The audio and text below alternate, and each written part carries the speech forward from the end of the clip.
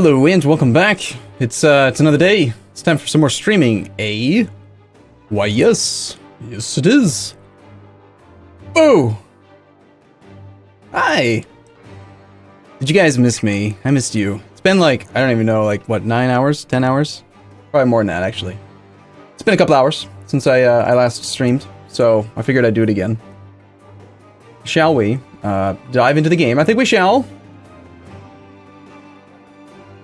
Make sure the game is running clean and crisp and good. We happy with this? No, we're not.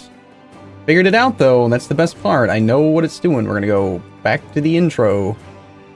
Back to the game, back to the game, back to the geo, back to there, bam, ba bam. And now it's so much better. I don't understand why, but it's totally, it just works every time it does. So I'm wearing like an orange shirt today, and I don't know how that's gonna work with the chroma key, because it should be fine, but I need to fix it a little bit. I need to mess with the chroma key a bit because the chair's different color or reflects light differently. So yeah, why are you streaming so much lately? If you keep it up, I will never get any work done. Well, first off, before I forget these people because they subscribed overnight, Dark Prometheus 112, Starfire 7, Recycle 001, R4VI, and Taskeen, all thank you for your subscriptions. It's like a light orange. It's like it's like a peach, orangish peach. It's not pink. Don't even try to say it's pink. It's not. But why am I streaming so much? Because, well, basically, I was playing this campaign in my spare time anyway, and as I mentioned in the stream last night, the AMAA, which apparently everyone thinks we should have called an AAAA, Ask Arumba Almost Anything, quadruple A's, which wouldn't be a bad idea actually. Levy 350. Thank you for your subscription. We have course here, don't we? We can make this into a state. Yes, we should. Yes, we shall, in fact. Cores are done. Woo! Alright, there's like no reason to not make this into a state, right? We currently have room for 6 more states. Awesome! Why do we have so many state slots? Government rank. Government rank. We got more rank. Also, I think we just took admin tech. Didn't we get states from admin tech? No. Must have just been government rank then. But yeah, we want that as a state, I think. So yeah, before we can dive in, there's a few things we need to catch up on because it has been a day. I didn't get a chance to finish my... Why is it that everything that I have in this office is green? We're crying out loud. Look, it's a devil bowl plate thing. Plastic plate with chips on it. Those are supposed to be potato chips. They don't look like potato chips, do they? I didn't get a chance to eat them. I gave myself extra time too, and I still got distracted by other things. So anyway, there's a few things that I've been working on. I mentioned in chat, but I didn't actually link it. But there are some new emoticons now. They are called Arumba Squirrel and Arumba 1476. So if you're a Twitch subscriber and you're way better than I am at this with the emotes and stuff, it's just, I think you just do like / Arumba and then the name of the emote, right? So 1476 and squirrel. Good luck spelling squirrel. Squirrel is difficult. So I've been told. But there's 2 things I'm excited about. Number one, I'm going to show you guys right now. We'll do monitor. Let's check to make sure that's got... Yeah, cool. We'll do that. I have updated my schedule. It's different now. It's very hard for me to adjust to. It's so weird looking. Because it's just this way now. It turned it. Kind of. So... It'll take some other people a chance. I've been watching since Prince and the Thane, and I'm happy to finally be able to pay a little back for all the entertainment over the years. Smile. Probably Booty, thank you so much. Prince and the Thane. My gosh, that was probably like my 3rd or 4th campaign on YouTube. That was in May of 13, I think. We're almost like, that's like nearly 4 years ago. So thank you for watching for so long. I appreciate it. So anyway, this thing is sideways, which, why would I make the change, right? Why do that? Well, the main thing is that with the old schedule, which, let me, 1 second. I think I still kept a copy of it, just in case, because you never know. Yes, I did. Nope. Yes, here's an example of the old one. Kind of. 1 second.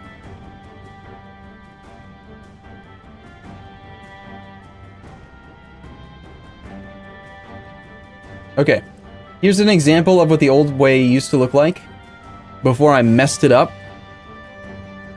So I was trying to like change some things, right? The font, like I messed these up. I basically had to create a new one because I was messing with these things by modifying them, not realizing that it was like changing stuff on other pages and things, and it looked like crap. So I was like, okay, well, I guess I have to do it over again. And then I decided, well, one of the things that really annoys me about this schedule is that I always have to like grab this, box select it, copy, Control X, Control V. So like if I make a weekly transition, right, from my agenda, I basically have to grab like this whole block, this whole week of videos, grab them, Control X, paste them, Control V, and then I grab this one, move it here, this one, move it here, this one, move it here, this one, move it here, right? And that's like a weekly thing. It's a minor thing, right? But it's stupid. And now I don't have to worry about it because now it just goes down. So I don't have to move anything anymore. Ryukyu. Arumba squirrel Arumba I'd pogchan. It's for shots hired. For shots? Sure. I can't say your name, but thank you. I mean, I still have my weeks, and actually this makes it easier because I can actually see like week 9. That I've been doing my agendas on a weekly basis now, and I've been calling the episodes like week this, week that, and this just makes sense to me. I've got this thing set up so that I can just expand it downward. And let's say that I record, like I decide I'm going to put Factorio at the 3 a.m. slot. Well, now I can just literally just go, boop, done. Just goes forever. You know, it's I like it better. It's going to be a little tricky, I'll admit, for me to adjust to, though, because it is a little bit different. But, like, just being able to do, say, something like this, and just say, yeah, I'm going to do that. It's very convenient, because the automatic, like, sending down of formulas works much better in Excel vertically than it does sideways. So, anyway, one other thing I wanted to show you guys before we dive in is I've been messing around with another spreadsheet, of course, naturally. It's minor, there's not much on here yet, but remember I was using some calculations to do the integration of Japan and Uichi, and I had like a text document where I was keeping track of the costs. Well, that was dumb, because it required me to manually track the amount of development that they had. I had to go look it up, which I still have to do. And then I had to manually calculate each step and all that stuff. So I made a spreadsheet instead. And so now I just have to check a box to say which modifiers do I have. It automatically takes the development and then multiplies it by the base cost. And then there's a formula that says, you know, if you have these things, then do that. And it also calculates out how many months to complete and how many years to complete. Eventually, I'm going to create like a... It's going to be more. It's just going to be more. It's going to estimate exactly the month in game that the integration will complete. It's going to estimate how much quicker it would happen if you had an extra point per month, right? So that I can make decisions like, do I want to hire a diplomatic reputation advisor? How many months would this actually save me? You know, obviously you could do all this stuff by hand, but that's stupid. Let's just do it. Let's just make a spreadsheet. We'll take 20 times as long to make this spreadsheet so that we spend like 1% as long doing the actual work later. And will it pay off? Yes, I think so, eventually. I did the same thing for unjustified demands just because I was curious. You guys know how when you have full influence ideas, you have unjustified demands, which means that you can take stuff that's not part of the war goal for less Diplo points. Normally, the development cost is a 3 development province would cost 9 unjustified demands in Diplo points, 3 times development. But if you have full influence, it gets cut in half, and then they round it down. So the actual cost with influence for a 3 development province is only 4 Diplo instead of 9. So then I wanted to see, like, okay, what's the sweet spot? Where do we get the best deal? Turns out, obviously 3 development's the best, 5, 7, and 9. You actually get more than you're supposed to. 55.6, 53.3, 52.4, 52. You get more than the 50%. Now there's one other thing I've got to add in. Don't forget to add in the gov type with minus 10%. It's like one of the very first ones. It's despotic monarchy, I think. And I got to math out how that one actually applies, because I'm pretty sure that things that reduce unjustified demands, I think, are additive. So I'm pretty sure that if you had full influence plus the unjustified demands from despotic monarchy, then you would probably get minus 60%, and that would change the math.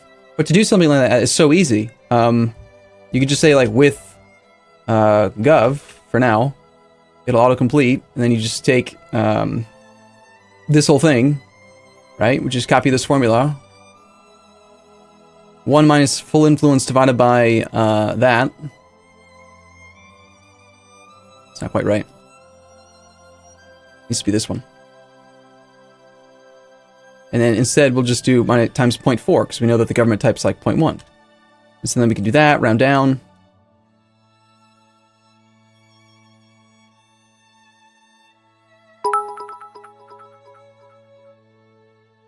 Once you said you were a tax accountant, your knowledge of how to use Excel and love of efficiency. Efficiency? Once you said you were a tax accountant, I am not. I was never a tax accountant. Equals, and so we just basically copy this because I don't want to think right now, but it's this. Okay, done. It's doing that one. We turn this into a percentage. We give ourselves an extra couple points.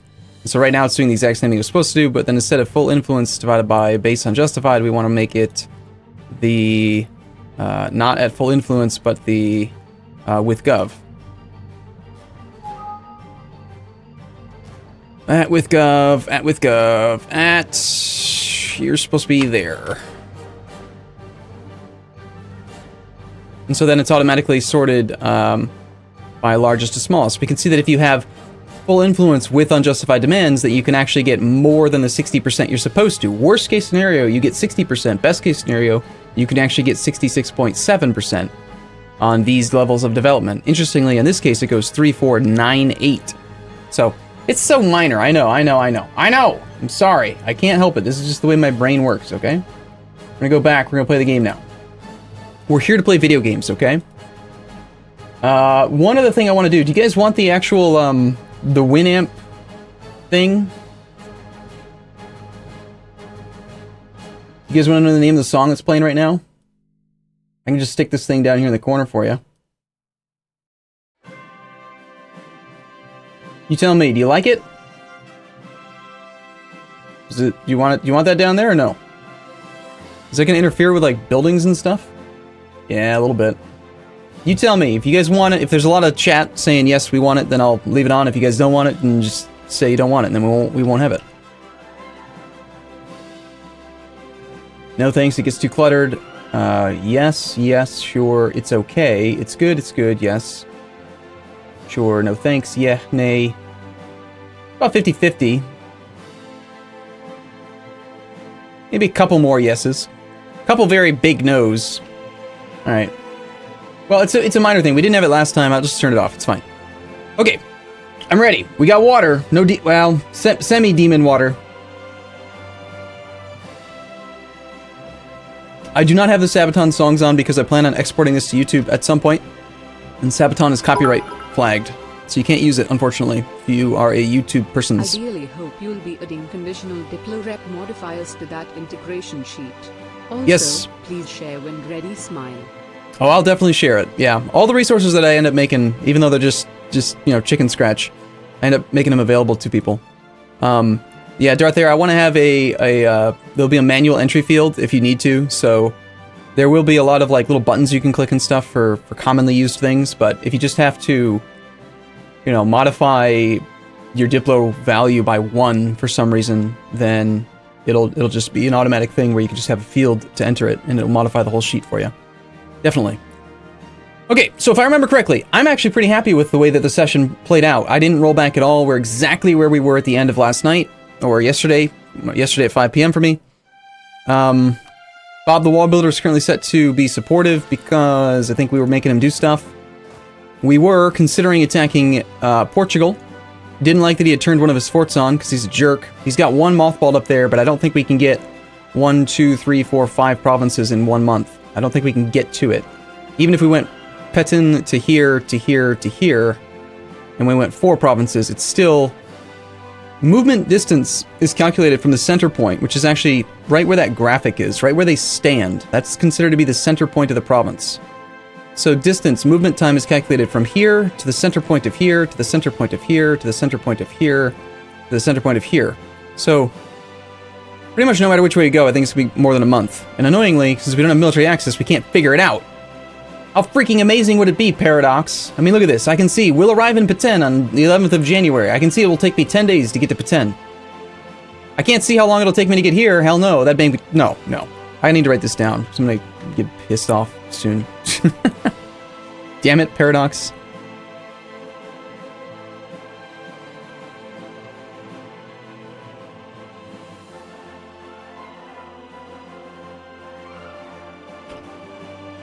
Allow to see, move, time. More than one province over, please. The only way that I'm aware of to calculate movement distance is to A, have military access to the target, because otherwise you can't even do it. Once you have military access to the target, you just tell the army to march there, and then you have to hover over the little arrow here, which gives you the completely wrong date, because it adds an extra day per every province, because someone added a +1 for some reason. But yeah, like I've complained about this before, and I hate to start a stream off being all whiny, but it's like, I would love to sit down with the guy who had this thought and put this amazing feature in the game, but decided to stop halfway. I would like to give him a beer so that I could try to convince him to make it better. Like, we'll arrive in Peten on the 11th of January, 1570. That's so awesome. Thank you so much for adding that to the game. Just maybe it'd be good if you could maybe do the same goddamn thing in the next province over. Like, why? Why? You know how long it'll take me to get from here to here, so therefore you know how long it'll take me to get from here to here. Why? Why? There. Okay. There's my one bitch complaint whine slash thing for the next 3 minutes. And then I get another one. I'm just kidding. I'm not kidding. Do we need to continue spying on Naples? I think we should, because I think he actually has military tech over me as well. And I want that discount. He's, yeah, we get a 5% military discount. Hopefully we don't get caught. Actually, do we risk it? Or do we just, you know, rely on a squirrel if we do get caught? I could bring my diplomat back now. I'm going to want to bring him back eventually anyway. How long until I can actually take military tech? Calculating me to get there in January of 72, which is completely wrong, by the way. Another one of those little things that I could... I wrote a bug report, okay? I went through the right channels. I didn't just write to Wiz and say, Wiz, please fix this. I didn't tweet at Johan. I did not try to contact people through Skype. I actually filed a bug report, like, 3 months ago, showing that this was wrong. Still not fixed. Why the hell go through the proper channels? Why even bother? Look at this. We expect to have enough power to do it January of 1572. Okay, let's just see if that's true. How many points do I earn per month? I earn 4. Okay. Let's just do a little bit of math here. I've got 340, and I need 435. Okay, so simple math, right? Here, let me just pull up the calculator here. We got a calculator right here, so we're going to go 400, right? It was 435 points. 435 minus what I have, 340. This is basic math. I think my 3-year-old could practically do this. 435 minus 350 is 95. Divided by I earn 4 equals 23.75 months. Of EU4 less than 3.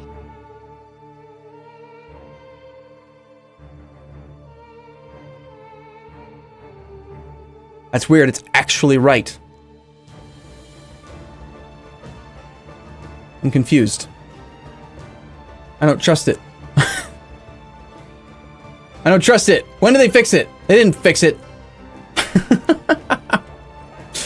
Oh, when did they fix it? I swear I played yesterday and it was wrong. And now it's fixed? Shit. I bet it's wrong on the next monthly tick.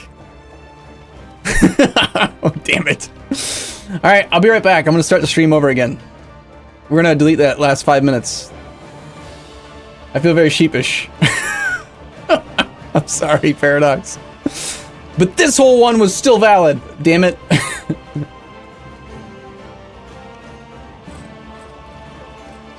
I'm gonna go cry.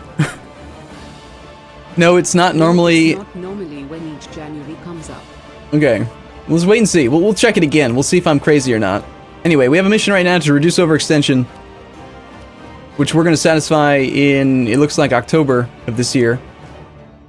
About 10 months to go on that. The Emirs want land. Haha, very funny. Not going to get any. The merchant guilds are still pissed. They're doing that thing where they want me to give them land, so they're happy, but if I give them land, soon we're going to get, the low trade income will go away, and then their influence will be too high, so they're at 70.9. If I give them more than 4.1% influence from land, then they will cause a disaster, and they currently have a disaster that is built up quite substantially. I think it's at, it's at 55% right now. So, and it's also quite a long time until the next thing expires, which is going to be 77. It's 7 years. Actually, granted monopolies expires in 72 in June. That's a 6 month. The 6 plus 2, that's 30 months. So they could afford to, they could tick up 30% at 1% a month. I can give them some land back. Cool. That's great, because there's some provinces that they really should have that I don't want to have. 11, 6, 10 versus the 7. I mean, I guess we give them this one back first. So yeah, this will give them a little bit too much influence. Their influence will increase by 3.9%. And actually, cool, because I created this state, now it's not even going to take them above 80, so it can continue to tick down. That's good news. We could just give them Pasai back now. They could try to get them loyal sooner, and then still let them tick up for 30 months. I feel like that's probably better. Let's do that. Is Arumba planning on killing the Mandate of Heaven himself? Well, we're gearing up to war Ming. Ming is still on tech 12. Bastard. Damn it, he's catching up on tech. But we're about to be on tech 14. Tech 14 is very significant, if I'm not mistaken, because tech 14 is where we get new cannons. So all of Ming's forts will be obsolete to us. We also get our Asian Charge Cavalry, which have, see, right this second, if you actually look at the pips, Banner Infantry have 1, 2, 3, 4, 5, 6, 7, 8, 9, 10. They have 10 pips, okay? So our infantry have 10 pips. Right now our cavalry have 1, 2, 3, 4, 5, 6, 7, 8, 9.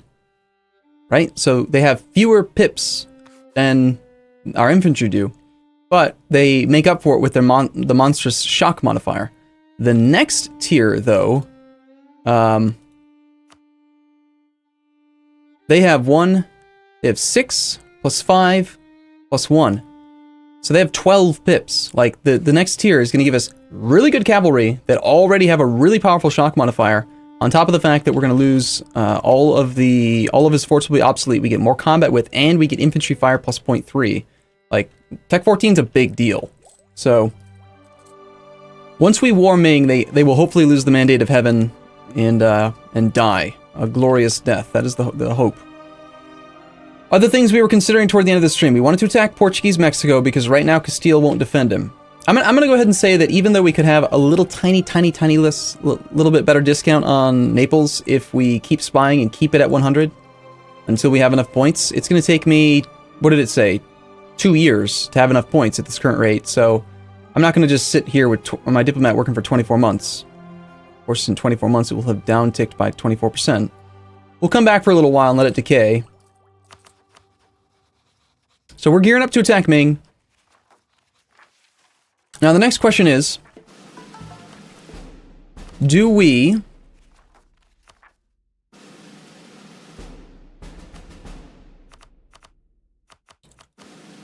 knock out the full cores on these provinces first, or do we try to power through and get full administrative ideas as fast as we possibly can?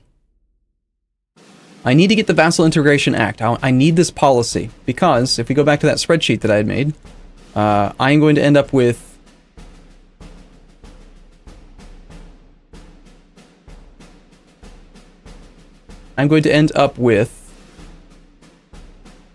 these two modifiers, full influence ideas plus the admin influence policy. Right now, these numbers are correct. Uichi has 115 development, Japan has 217.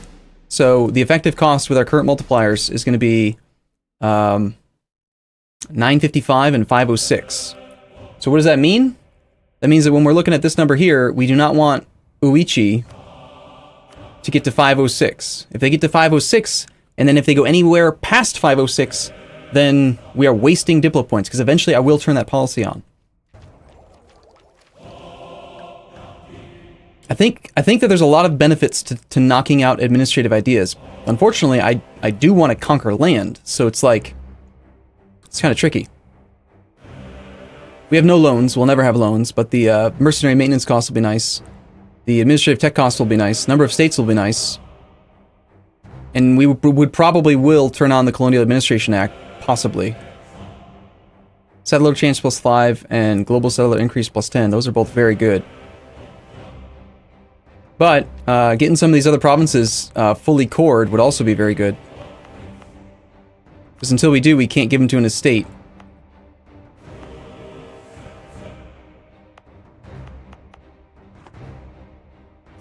Okay, so I've got one claim on you. I need a couple more points to get another claim. He's counter-espionaging me because he's a bastard. We need 25 points. Looks like we wait. Let's come back from Aithaya for a moment so we can take a look at the world. Plus, I did just reload the save, so maybe things will change. You know, maybe Castile will become a valid rival again. That would be pretty cool. Let me check to make sure I've still got my my backup save, just because, you know, squirrels, you never know. Squirrels can be quite bad. I'm going to take all the save files that I have from yesterday, and we're going to dump them into another folder so they don't clutter things up. This song, since you guys are asking,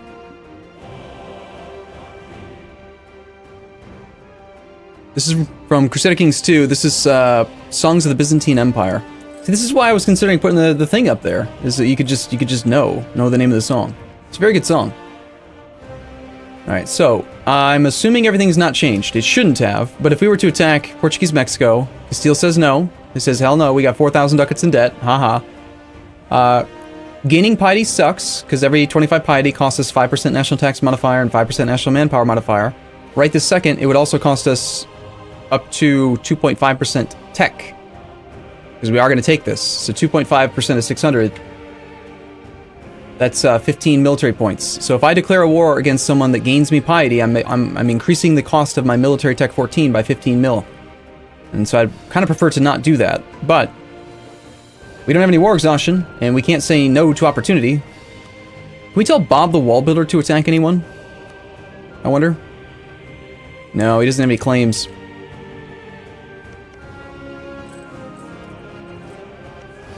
This guy has no claims. Let me guess, he's probably going to start improving relations with Castile again, of course. We could attack Inca, but Inca would give us piety. There's like no one that we can attack right now that's going to give us negative piety.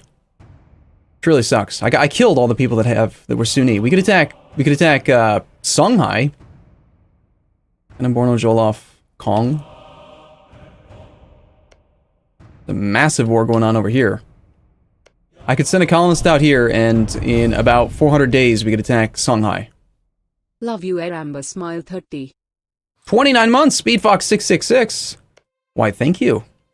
Oyo is not Sunni. Ashanti is not. So it's just Songhai. They're the only one that is over here that I could attack that is Sunni. We can't get a claim on this. So Songhai is a Sunni that we could attack to get negative piety. We could try to attack... We could fabricate on Ajuran. That's another source of negative piety. The Maldives, I think we have a truce coming up with. Until 72, damn. Kedah, we have a truce with until July. Okay, so in 6 months we can get our piety almost to negative 100. At some point I will have to just start attacking like crazy, but for the moment, just staying at peace and getting to Tech 14 seems rather appealing to me. The other person was seeing if Castile would be protected by Austria, because Austria's in their war as well. Yeah, they're at war with Venice. South Bow and Desert Spud. Thank you for your subscriptions. France is friendly toward me. That's curious. France would accept an alliance from me. France has been improving relations with me. That's awesome. Ottomans are on tech 10, 11, 12 versus my 14, 14, 13. So Ottomans are behind. Russians have better military than the Ottomans. France is 2 military techs ahead of the Ottomans. France is ahead of Castile. Well, I mean, let's face it. France hates Castile. I hate Castile. France has no truce with Castile. I could ally France right now and just straight up declare war on Castile via colonialism and then have France fight Austria and Castile for me. Just make them all mess up France. The drawback is we gain piety. The advantage is we make them all go into debt and hate each other. That sounds really fun, actually. Is there anyone else over here who's friendly? I had improved relations with the Ottomans at one point, but they don't actually still want to be my ally. Funny how France doesn't care about distance between borders. He's like, whatever, it's fine. We're adjacent, as far as I'm concerned. I think we stopped improving with the Ottomans. You think we should take advantage of the blob?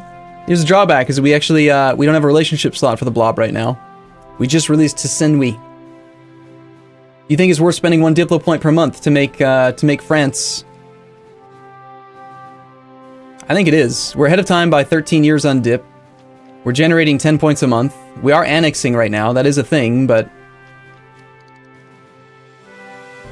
France must have an adjacent colony. That's quite possible. France is colonizing down here. French La Plata. I don't see any of the colonies. Yeah, I mean, if you think about it, I mean, it seems like more than it really is. 1 Diplo point per month. Let's just say we're allies for 5 years. That's 60 dip. Would I pay 60 dip to make France fight Castile? I think yes. I think we do it. I think we do. I think we offer him an alliance. We'll use a shadow diplomat because he's really far away and I don't want to wait that long. And then we're going to insult Kedah because we don't like Kedah. That should be a shadow diplomat sent off to ally France. You must wait a day before you can send another offer, so we'll get an alliance tomorrow. We have entered into a military alliance with France. So, do we just get rid of the piety? And just declare war right now? Make France fight him?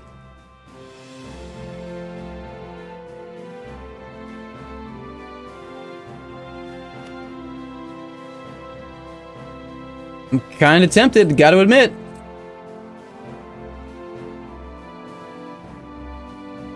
Let's see what happens if we were to declare on this guy. Would France join us? If I attacked France, I would have to attack Castile directly, with whom I have no direct CB. France is 2,000 ducats in debt. Turns out France doesn't want to fight him so much.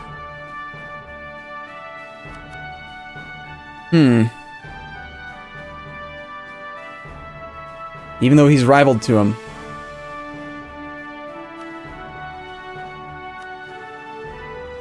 I can't promise him territory. That's part of it, but like he's deeply in debt.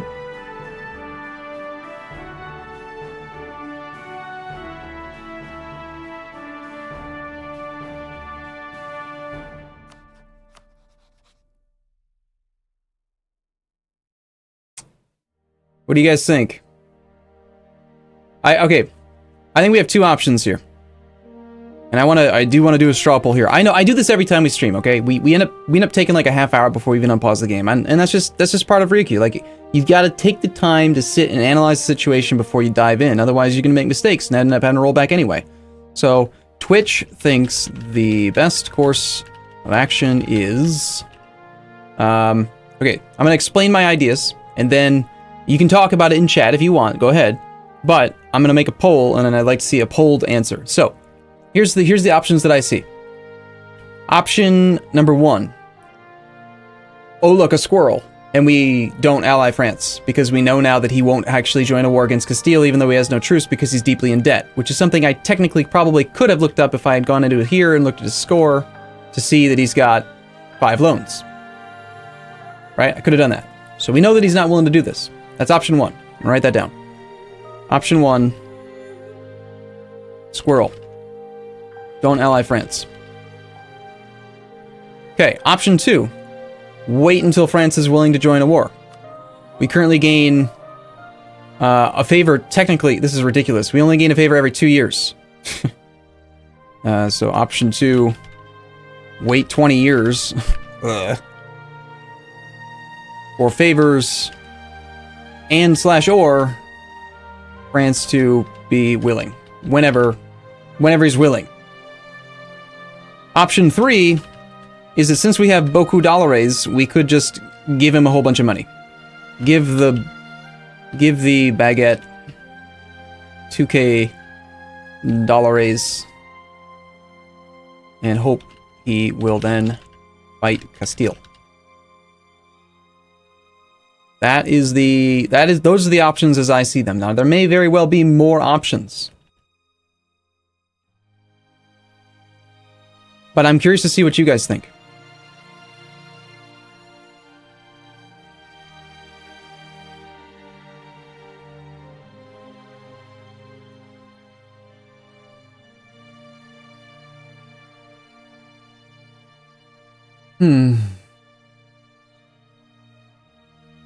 You should use the option to offer a loan.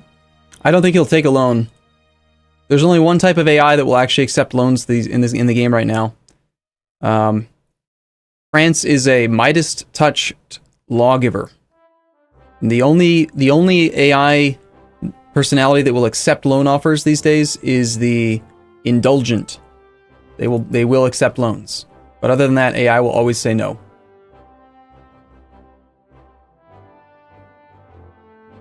All right, so right now we got 55% of voters are saying that they think we should just give him money. That's a surprising number of people. I mean, 37% of people think we should just back off, stay on negative piety, try to get Tech 14 faster, all that stuff.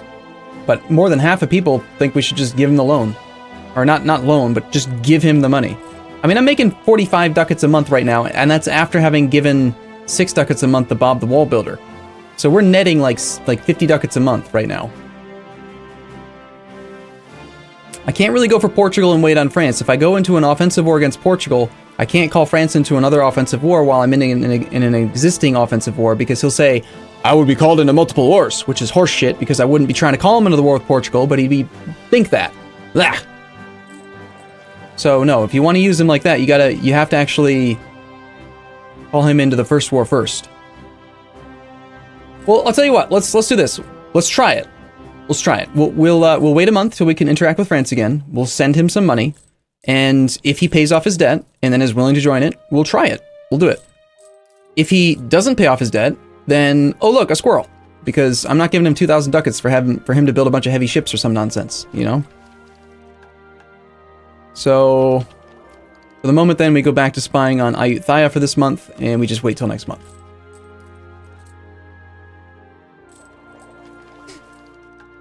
What if you only give them 1,000? Let's wait until next month. I gotta get Dipmat back. Okay, we have enough that we can get another claim on Ayutthaya. I really shouldn't put a huge amount of time or thought into this, because we might end up rolling back here in a second, but I want to claim his highest development provinces, the 28. Sounds very good. Okay, in 9 days we have Dipmat. Okay. So someone had suggested we don't actually have to give him 1,000, give him 2,000 ducats. We could give him less. I would have to attack Castile directly. This is another part of the problem, actually. I have to get an actual CB against Castile. I can't call him to war against Castilian Brazil without favors, because he does not want any land in Castilian Brazil. He wants land in the Inca, but the only way I can actually get him to fight Castile is to declare war on Castile proper. So I would have to send out a colonist to get an adjacency via my own colonist to a Castilian province. So that would be here.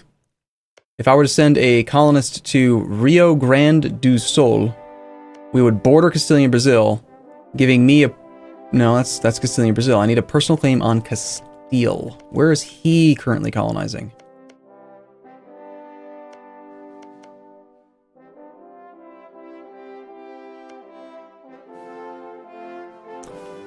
This might be a problem. I don't see an option for it.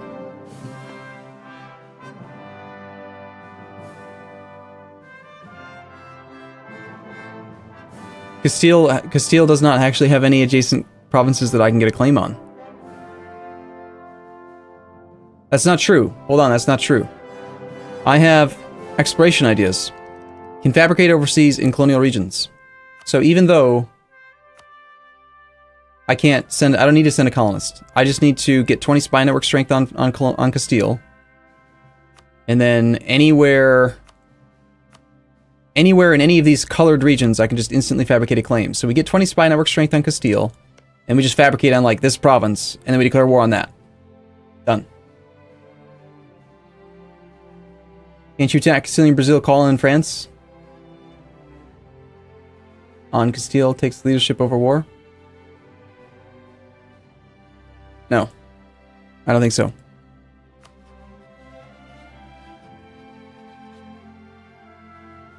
Okay, I think I understand what you're saying, though. You're saying that if I declare war on Castilian Brazil, France says that he won't join, but because he's a subject, Castile would be the war leader, and that I could call him in after the fact. Okay. Yeah, that does make sense. That should work.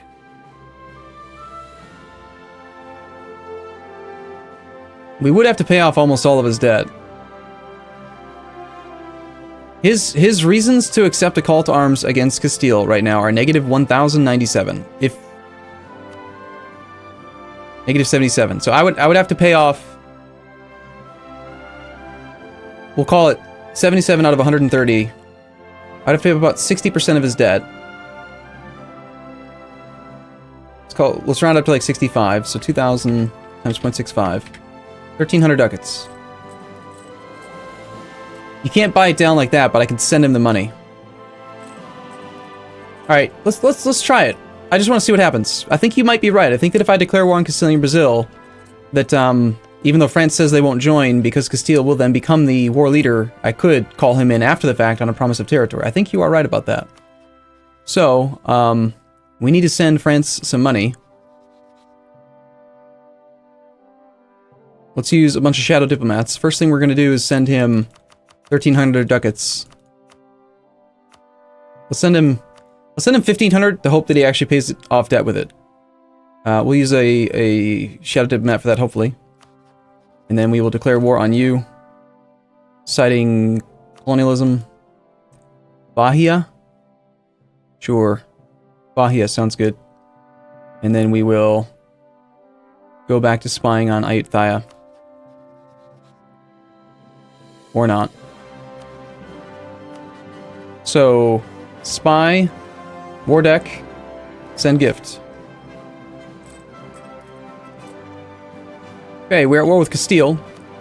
Now when we look to France, we still have negative 77 reasons to call him in. We need to wait probably a month for him to actually pay off debt.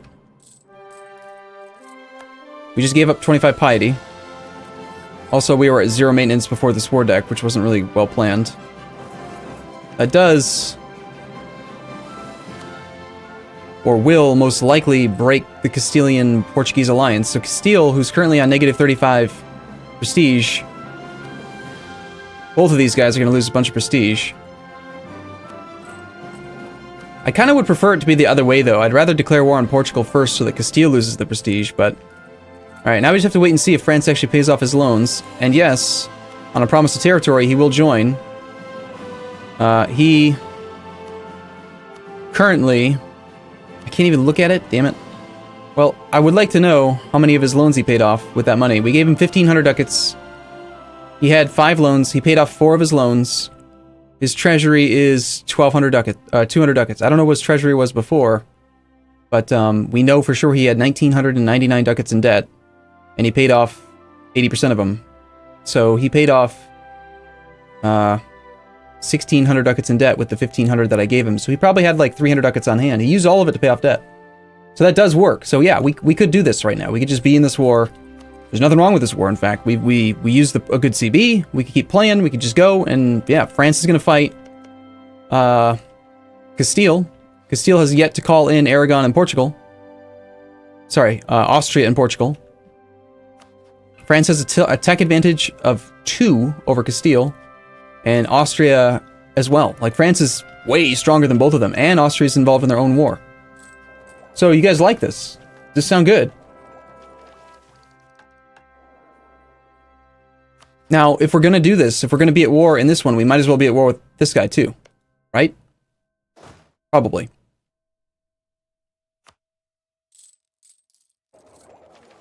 But that means we are going to, again, increase our costs and lose more money and manpower. But it is definitely is a bug. Vorpal sword.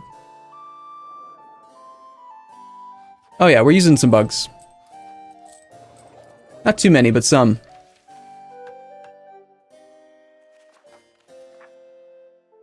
We have Sakalavian separatists in Bekis down in Africa. In the province of where now?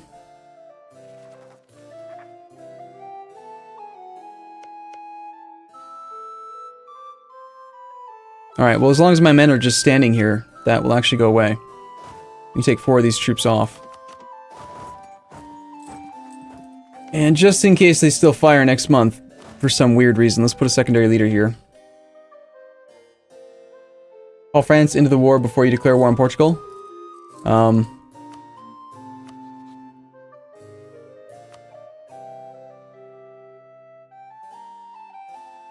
Does it seem weird to anyone else that I can actually call him in, even though I have no diplomats free? Alright, yeah, he's in. We could screw Castile a little bit by waiting a couple months, so that he tries to, like, load his units up on boats and bring them over here, and, like, leaves his border unguarded, so that France can just, like, march in and trash him, you know? Or we could just hopefully keep Castile completely focused over here. I think we just let France fight him. I don't want to do any of that stuff. Okay, so the war goal we decided was the province of Bahia. So this is going to be the target of Bob's wax job. Bob's wax job is going to be no focus. I think usually seems to work pretty well in situations like this. Bob's wax job I had funded. I had given him a bunch of money for a long time, and he never fabricated a claim on anything. And all of a sudden now he's losing tons of money. What the hell? Colonies and maintenance. Income is trash. Alright, Bob's wax job. I want to give you some money again. Little jerk. Stealing all my stuff.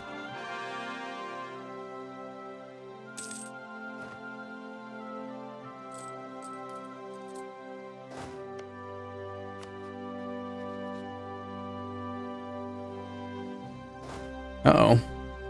Yep, there's my guy, not exploring. 'Cause that's what he does.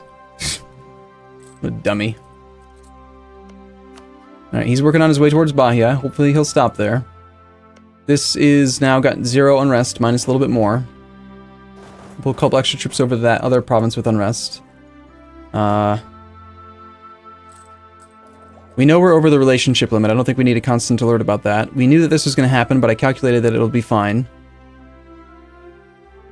Yeah, I think this is a good idea. I think for 500 ducats, that is a good deal. This is part of a state.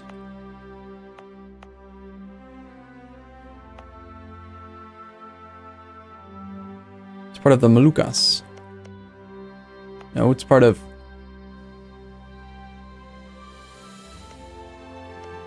Weird. So this state is this province, and this province? Wow, that is really weird.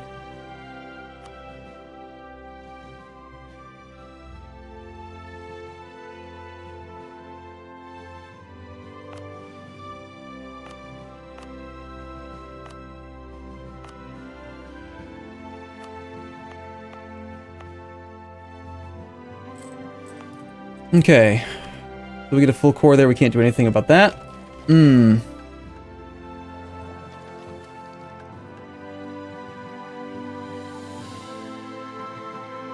I'm really quite surprised that that this was an option. I did not expect this, loading it up. That we could actually call France in as an ally instantaneously against Castile and Austria, who are most likely in the war now.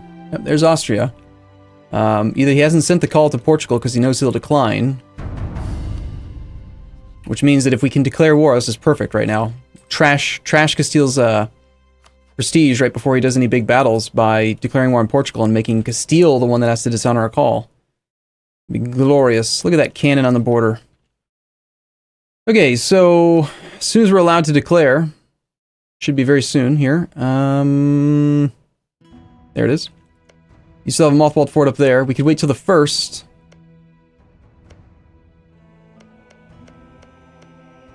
You didn't mothball that one. We're in the zone of control of this fort, so we need to be here so we can go bam, bam, bam, all the way up to there and try to get to it quickly. Is Ming blown up yet? No, they never did. They're jerks. They suck. Nobody likes them. I know I don't like them. Okay, we're going to spy on that guy for a little bit. Mamluks cede a bunch of lands to the Ottomans. I care not so much about the Kimmer. Actually, I think I already have claims on Kimmer. We don't need to spy on Kimmer. So we'll keep our diplomat free, and on April the 1st, we're going to declare on Portuguese Mexico. Castile's going to get the already in war with.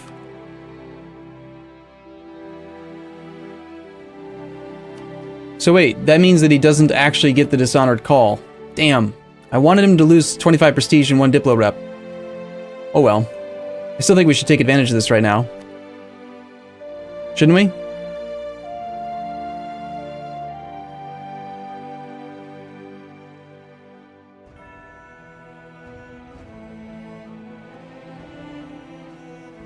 Ming lost the Mandate of Heaven twice in this campaign so far. What do you guys think? I mean, we've already taken a piety hit, but we're still negative. Should we just keep on going and like give... Part of the reason we avoided attacking Portuguese Mexico before, toward the end of the stream, was that Bob the Wall Builder is currently at 60% overextension. It'll take a year or two probably to end the war. He'll probably have everything cored, but I don't know for sure that he'll actually be able to handle it. I'm leaning towards just doing this, but I wanted Castile to take a hit.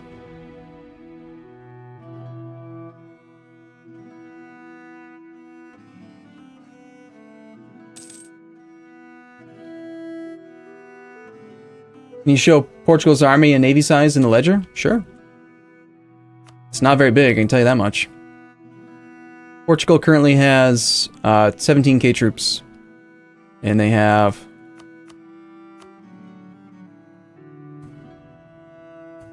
...16 whole boats. Only 6 transports. So Portugal's not even going to be a factor. Portuguese Mexico has 8 ships.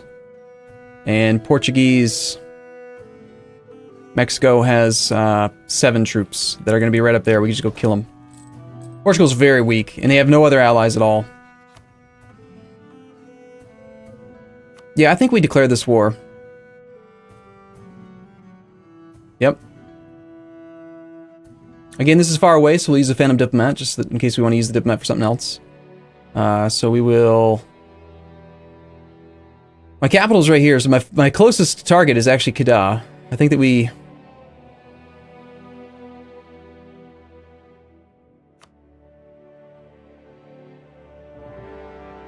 do that.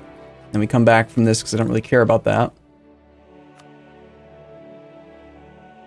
Okay, so we're here.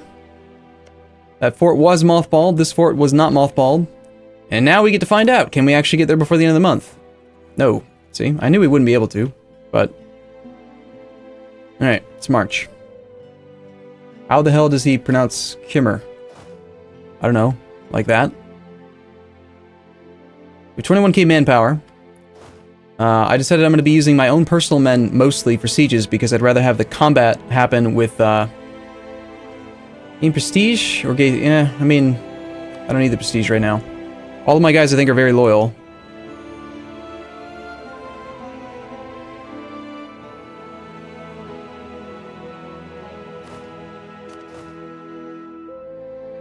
Let's see how France is doing so far.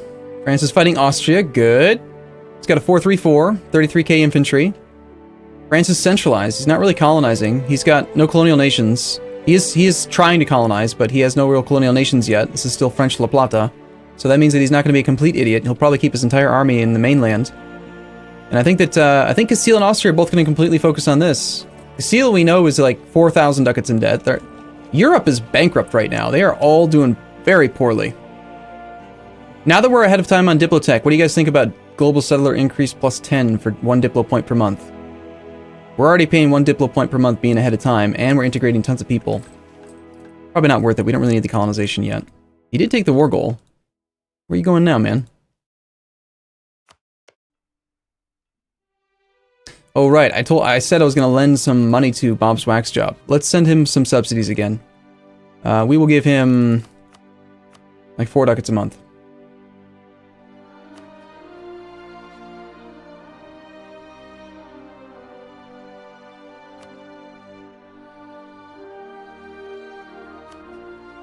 Okay, so that's good. So Bob's wax job now makes more money, or he will in a moment, and will hopefully train up to his force limit and be useful to us. We don't need all of our troops tied up in this because we only have a flanking range of 1, so we should split off extras. 1, 2, 3. We need to go down to 7, 9. We need 9 troops. These guys are all available for sieges. We'll send you to here. You can go to, let's see, 5th. We get there before that, you can go to there. You can head down to here.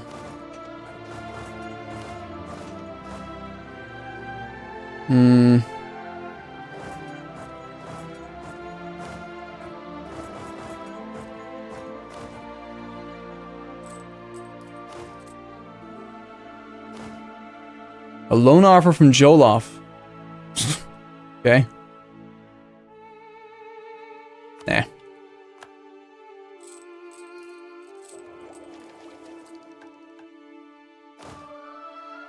Poor little Portuguese Mexico. He's like, which way do I go? I don't know where to go. I'm so scared.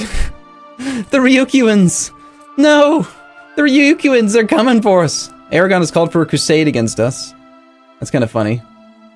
Wait a second. Aragon? They're in a union under Austria? Or sorry, under Castile, and yet they're the leader of the... Somehow Aragon ended up being the controller of the Curia? It's kind of weird. What's the, what do the numbers look like overall, by the way? 137,000 infantry on our side, 70k, and on their side, 23 versus 11, 50 versus 25. I'll take those numbers. Those numbers look great.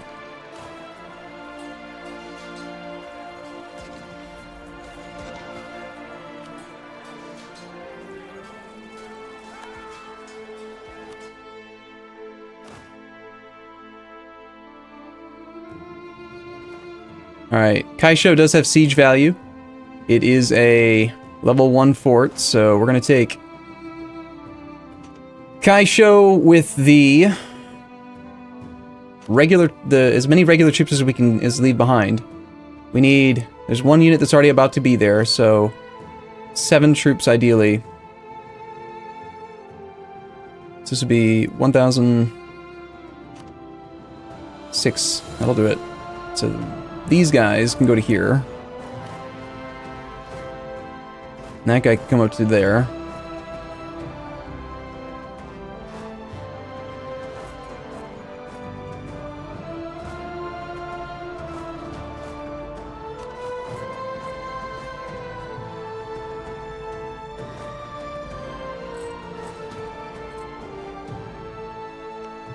Okay, so this fort is it's got a small garrison, so it's got a half value to it. If we could get, oh, that's unfortunate. Morale of armies. I don't think we're going to be fighting any major battles. That was probably the pivotal battle right there. It's fighting the Portuguese-Mexican army. Come on there, Bob's Wax Job. You have money. I've given you money. Bob's Wax Job. Come on, dude. You've got 3 ducats a month. I want you to train up your force limit. Don't you be an idiot and do stuff like improve relations with my immortal enemy. That's what he did yesterday. Not a very smart country. Despite being 100% loyal with zero, absolutely no liberty desire, he's like, you know what I should do? I'm not gonna fabricate any claims on my mortal enemy, my boss's mortal enemy. No, I'm gonna improve relations with him for the next 6 years until he likes me a lot. Because that'll make me feel good about myself or something. So, since we're already at war with Austria, and France is going to keep them busy, we can also attack England. And we can just go consume all of English Columbia. So long as Austria stays in the war, and since we are the war leader, we can just not let him out. Then we also have an opportunity. This is working out fantastic. Our heir just died, and we got a 113.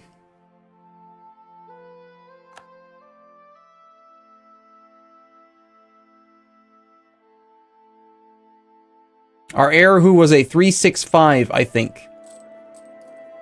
And we just got replaced with a 113 age 0 character.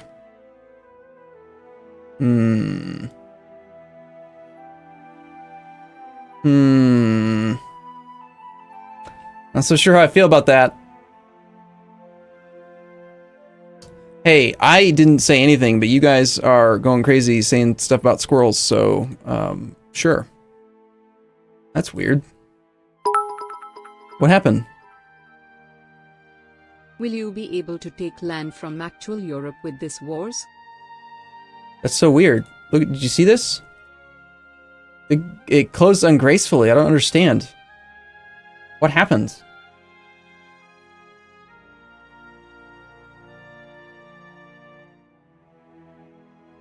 I don't think you can disinherit.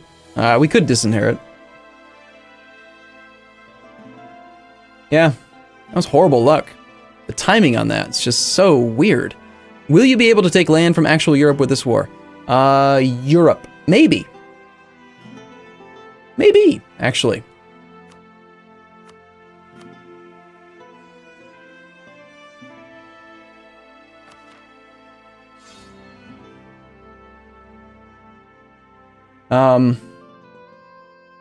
Our colonial range is enough that, I mean, we colonized in South America, so it's pretty reasonable to assume we have coring range up into Castile. I think you're right. I think we do, because if we look, these are colonizable provinces. Colonial range determines your coring range. If we look up here, we have, I can't see that tile, but I can colonize like up to here. Just barely can't reach the Canarias. However,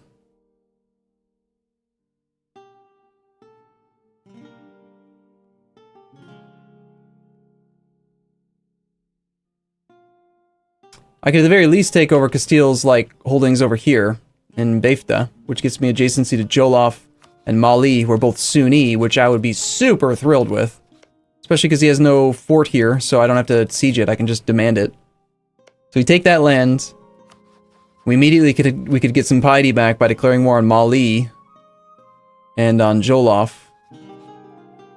They put us to war with pretty much all of the African peninsula, though. We have to fight Songhai, we have to fight Mali, Tlemcen, we have to fight everybody, but... not like it would matter. They're on text 11 and 12 and 12 and whatever. Get a colonial range advisor. Let's see how much that would make how big of a difference would that make? Currently we have a colonial range increase of plus 50%. Colonial range advisor, I think, is what, plus 20? There he is, he's available. Plus 20%, yes. So our current colonial range is 425 times, instead of 1.5, it would be times 1.7, is 722. We could core within 722, which does not get us into the Sevilla area, but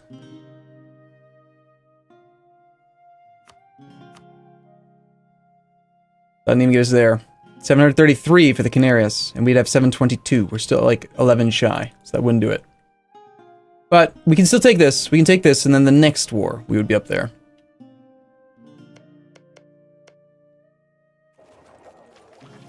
You should try to give France so much land in the HRE to give him a coalition. You're saying we should separate piece Austria for tons of land and make France die? Implode? What? That would be such a mean thing to do. Why would we do that as an ally? Why would we ever consider such a thing? That sounds like a fantastic idea. Unfortunately, if we were to separate piece Austria... France probably doesn't want that land.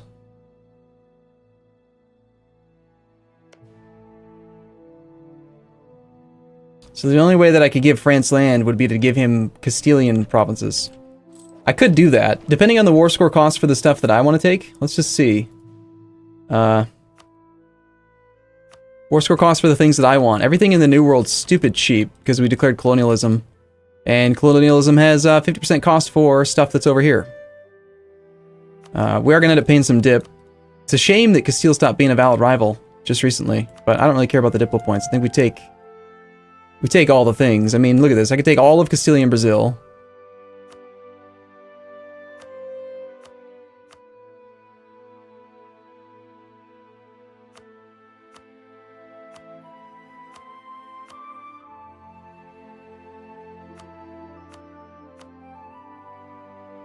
Isn't there... Maybe it would be better to do, like, Seed Colonial Area.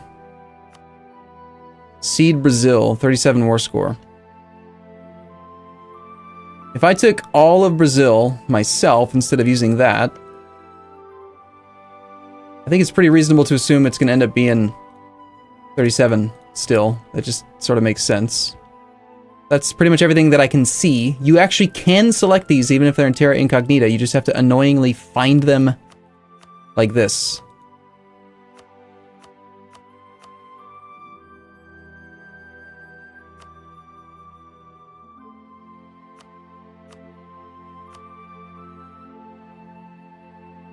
Manning Bahia. Yeah, that's fine. There's still... Isn't there one more, or is that all of them? So it's 38 war score this way. 162 Seed Colonial Area then definitely looks better because there's 0 dip cost for it. So, okay. So let's just say that we do our war and we're going to seed Colonial Castilian Brazil. This must be part of the next region over. No, it's just not included for some reason. Okay. Guess that's fine. So we take that, right? That's what we want. That's what we get out of this war. France is upset. That's fine. We also need to take at least one of these provinces. Just one. Can I actually demand that? What is that one called again?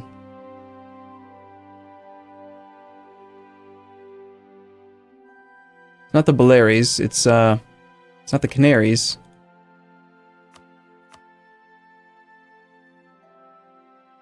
What's that one called?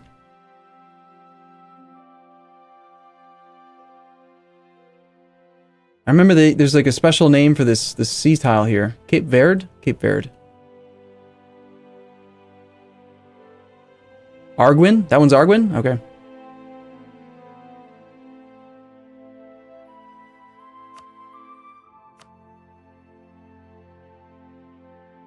Apparently Arguin's within colonial range as well. How badly do we want to be able to fight the Sunnis down here?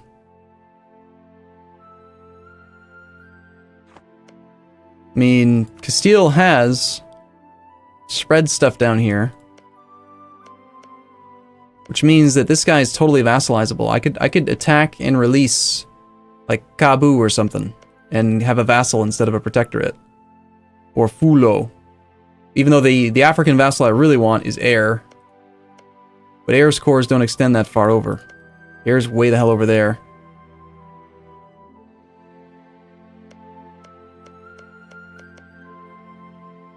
Getting an easy foothold in Africa would be great. I agree. I mean, yeah, we're going to have horrible piety. The piety's going to keep going positive. I'd rather be negative, but... So, if that ends up being 45 war score for the things that I want, because I don't really think... Hold on. That's so weird. It's actually letting me demand land that I don't have the range to core. Why is it letting me demand land I can't core? Look at this. I can actually demand... I can take his goddamn capital if I want to. I can't core it, but I can take it. I could take Galicia and release a vassal up here. I could just release Galicia. Why can I take this land? I don't understand.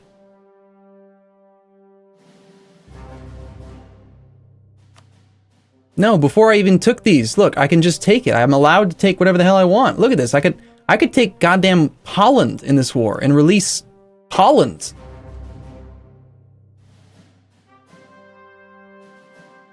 Is it related to this colonial thing? Maybe this is what's messing it up and giving me the ability to take whatever the hell I want? I don't get it. I don't know.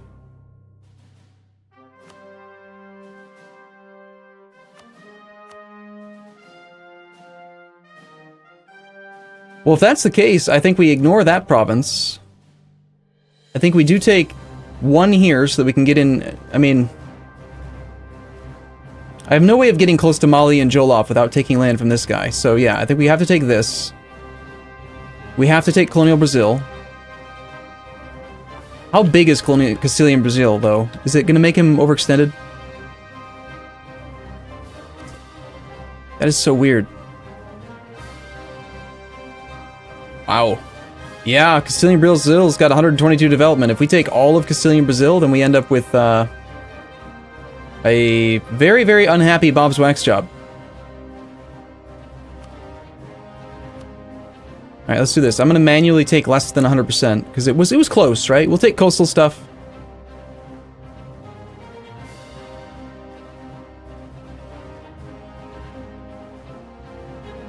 These were colonies that I don't want.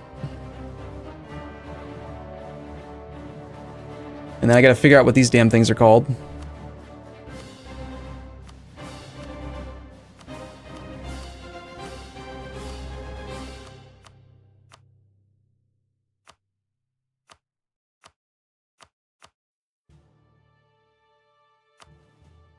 Yeah, that's the coastline up there.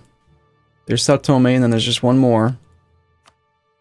Bermuda. Do we want Bermuda? If we took Bermuda, we would actually have colonial range all the way up into there. We could colonize. Well, we can already reach all that crap. Never mind, doesn't matter. Holy crap, I can already reach all that crap?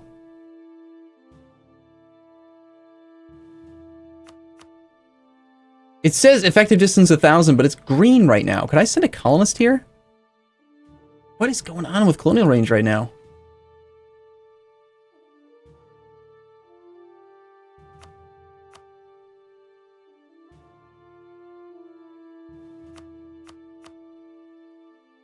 Alright, so that's 35. The total development in this area is going to subtract 3.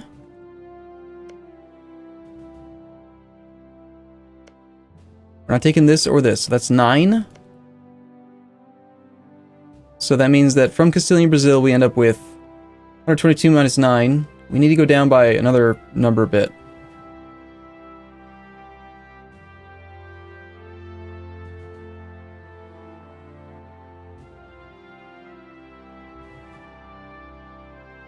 Yeah, land that's transferred to a colonial nation doesn't overextend you, but it does overextend a colonial nation that takes it from you. So if I put him over 100%, like Bob the Wall Builder's had all kinds of trouble with rebels, even though I didn't put him over 100% and I kept an army there. This guy is weaker and he'll just die if I give him over 100% overextension. So,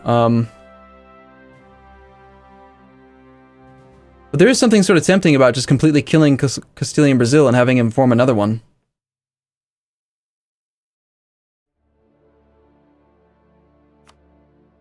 The most expensive thing I'm demanding right now is Beifta.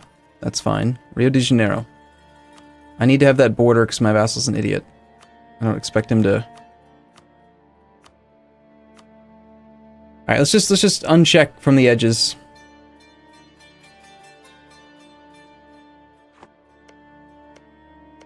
That's a colony anyway, so I don't want that.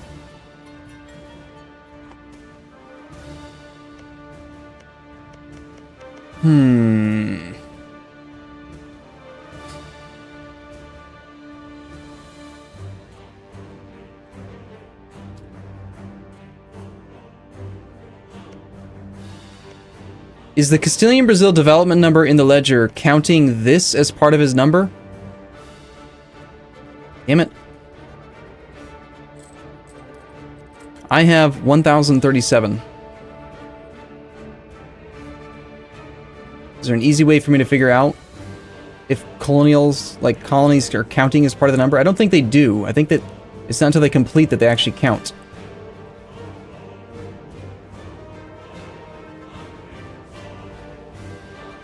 Okay, there's a lot of discussion going on right now. Are you 100% sure that my colonial nation will not have overextension? I know I won't. I'm 100% on that. But that's why it's listing it as 0, like, I'm only going to have 12%. The reason why I'm only going to have 12% is because I'm taking this one. Or some other province that they conquered. But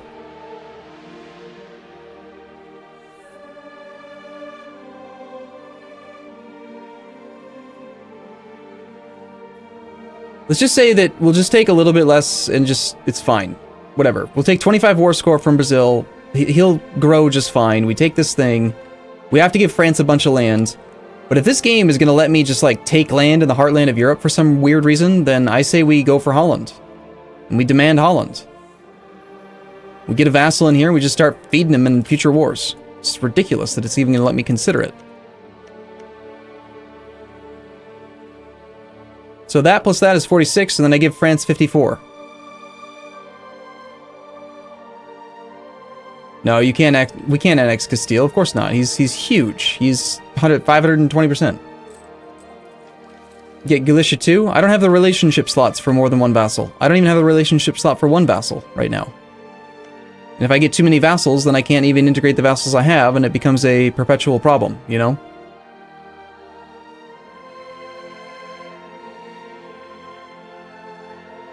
You didn't uncheck everything in Africa? No, I needed that one. I do want that one. Because if I don't take this from Castile, I don't have any good way to get to Mali and Jollof. I can colonize myself down here to get to Oyo, Ashanti, and Songhai.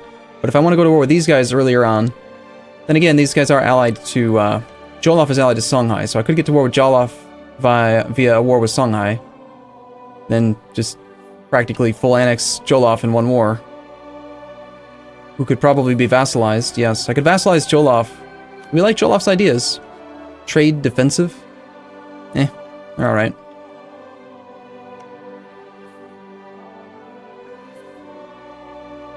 Test the overextension with a squirrel. Well, let's win the war first. But I'm really, like, I want to just, like, have this peace deal set up so that I can maybe still take advantage of it, because this is weird. Very weird. Anyway, our heir didn't die, so that's good. Game's running kind of bad. 1 second. And now suddenly it's perfect again. Weird. Weird how that works. Okay, so we were going to declare war. We were going to subsidize, I think. I hadn't subsidized yet. I was going to give him, like, 4 ducats a month. And then we went over here to somebody, and we said, your mother's so fat that blah, blah, blah, blah, blah.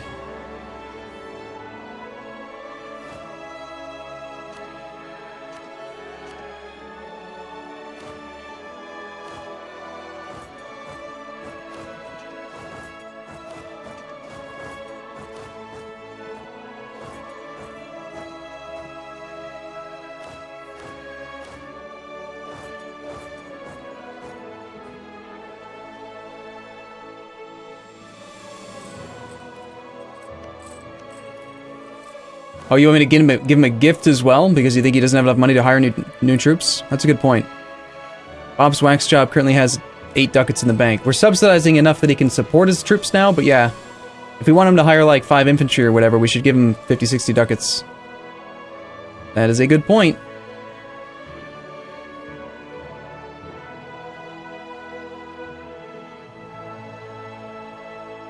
There's that crusade.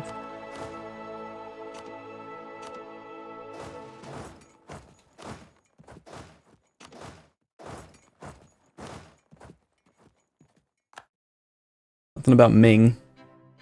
Okay, so we're there on the 5th. We don't have to worry about him intercepting us because we're going to catch him. Same things before. We want to... it was 9 troops, 9 infantry in the front line. We pull 2 more off. 1 can go onto the capital. And then the other one can just... I don't know, go to there and then work its way up to that fort.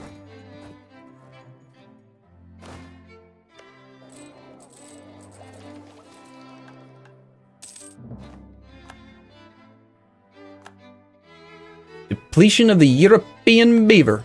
Fur goes up. Fair enough. Kaisho just rolled a 10. Pretty good. Follows it up with a 4 in the shock phase. Apparently I did my math wrong. He actually... What? How did I end up with... He has 7 in the front.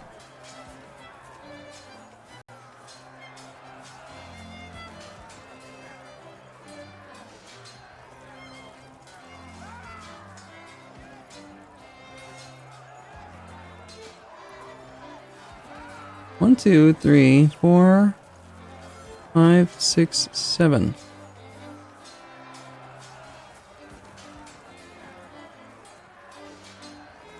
Am I crazy? You guys see where it says that I've got 9 infantry?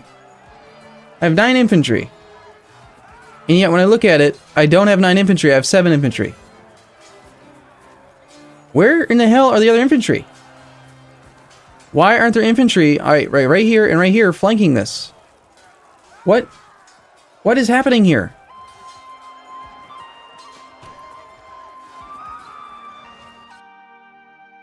What the hell? I mean, that... What?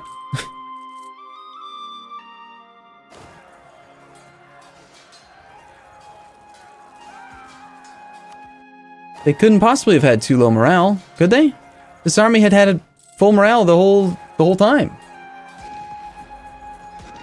It doesn't make any sense. I don't understand. We only lost 900 men, but like I don't get it.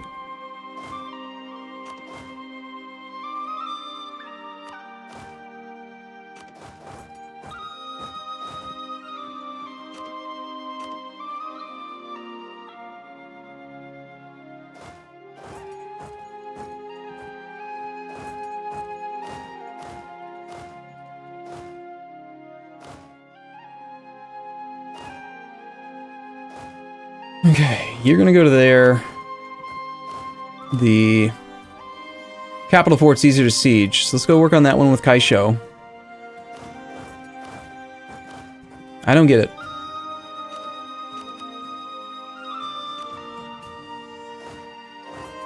So Kaisho goes that way.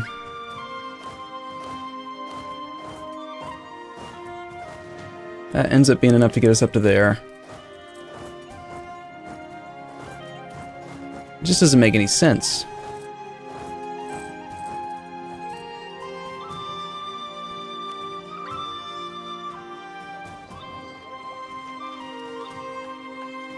I just don't get it.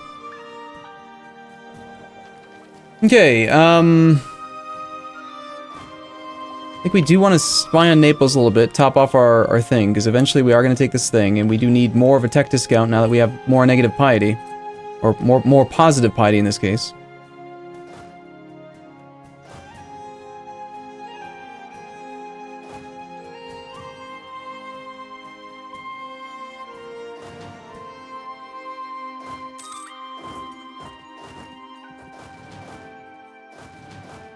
We only have one siege leader because unfortunately the other one died. No, we don't want your loan.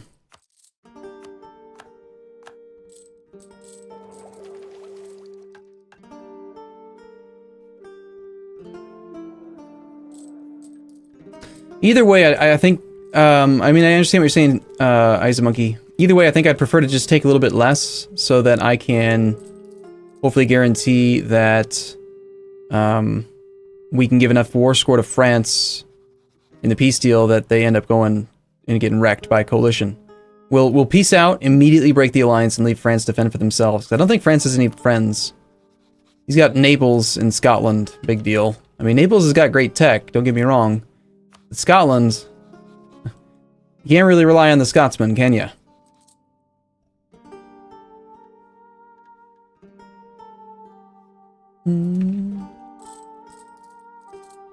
Alright, we need a diplomat because we need to send some money to Bob's wax job. What do you guys think? Should we give him a couple hundred? Should we just give him 50? What do you guys, what should we do? Bob's wax job has a force limit of... that's the wrong screen. I mean, if I give him a ton, he'll go over his force limit. He's got a force limit of 5, almost 6. He's just barely there.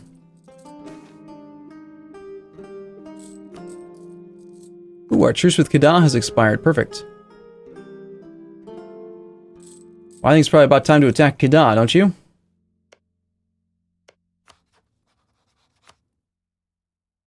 We will use him as our target for the actual thing, and we're going to send him... You guys want me to send him a ton? Holy crap. I wasn't thinking that much, but alright. Let's just give him 200, sure. If it makes you guys happy, it's what we'll give him. Alright, so Bob's wax job should now have nice little treasury, nice little net positive income. Let's have him go nuts. Bob's wax job gone wild. Whoa. Alright, we actually have enough infantry here to start this siege now.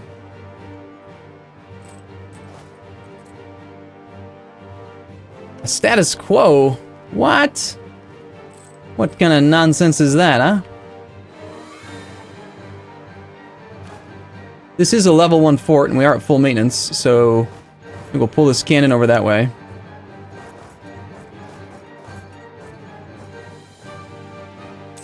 I'd rather just put all the pressure onto one fort. I forgot to kill England. Well, I mean, there's nothing stopping us from declaring war on England right now, but we might as well wait until we're at least done sieging Portuguese Mexico. No sense in being at war with them now, because England would come over here. England is...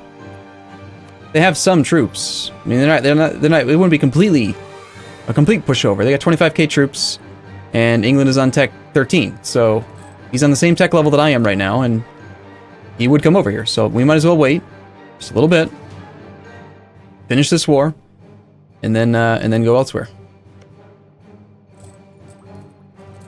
Why do you keep the forts? Because every single idea I've taken so far this campaign has been administrative or diplomatic. We have no military ideas at all, so about the only thing that I can do to make me actually have decent tradition is pay for forts. And one thing we have in abundance is money. So we pay for forts to keep our army tradition up so that we can hopefully do well. You can see there he's knocking out another infantry and a cavalry. And apparently he's decided that the best thing to build right now would be a transport. For some reason. We can see that Austria's parked a 28 stack run by Ferdinand II of 4102 on Paris. France is apparently using really good AI right now. He's not moving, just standing in his own land suffering 3% attrition.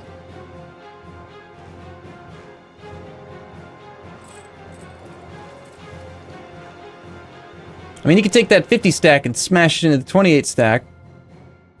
Or he could just stand there and suffer attrition.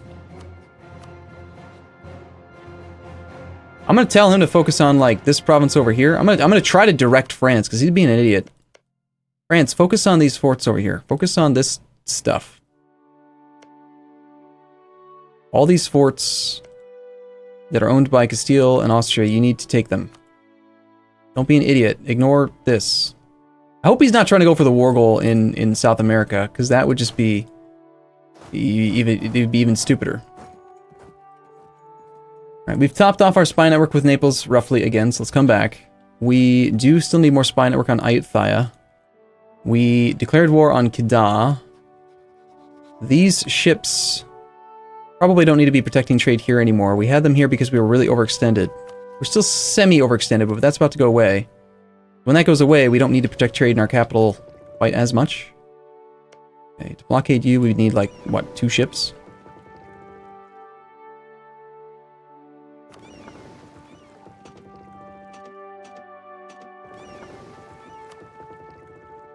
I'm gonna send half these ships to Malacca. Half the ships can go join in Hangzhou. And then the 5 that I left behind are gonna go blockade in the Christmas Island Sea.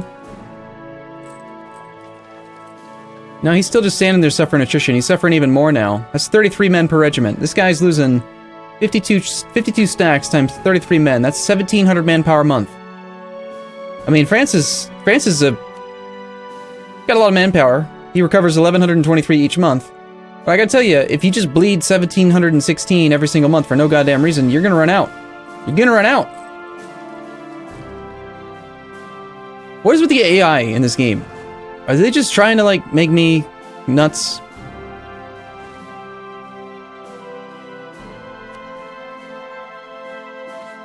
Starting to feel like maybe we should pay some extra ducats for a military guy right now. Yeah, I'm gonna get the manpower modifier guy.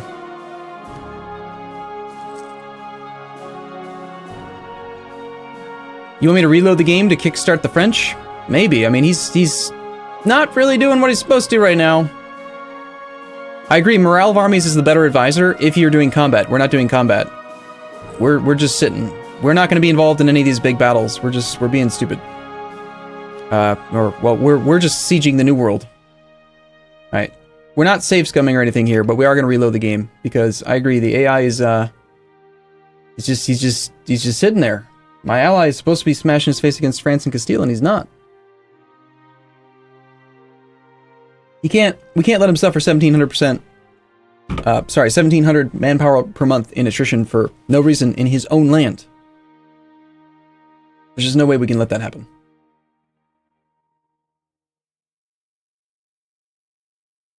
Yeah, I agree with you, Vagrant Dragoon. I think that's the right way to go. I'm drinking water.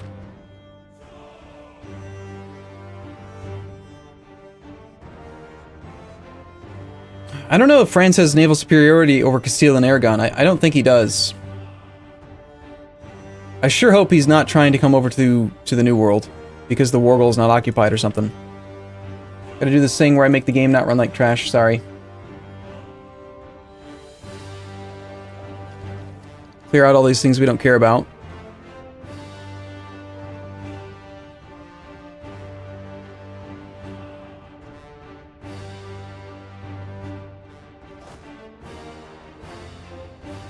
Yeah, that would be my vassal using his boats. He's like, look, I've got boats.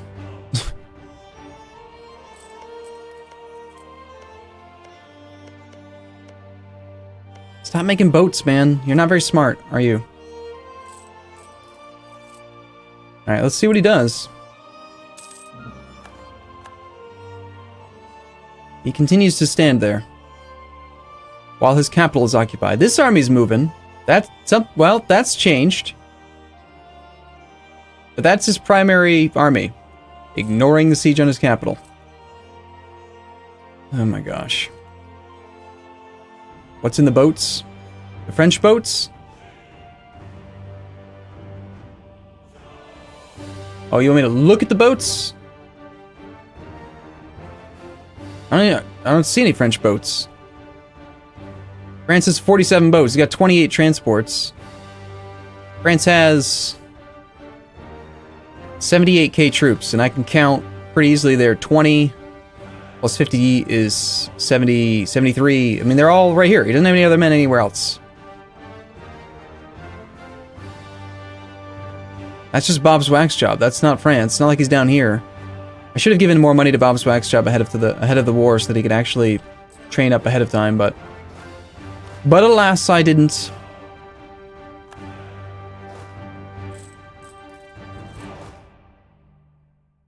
You think he's just going to try to peace out after I gave him 1,500 ducats and to pay him off?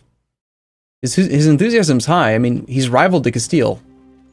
Him backing out of a war against a rival would be stupid.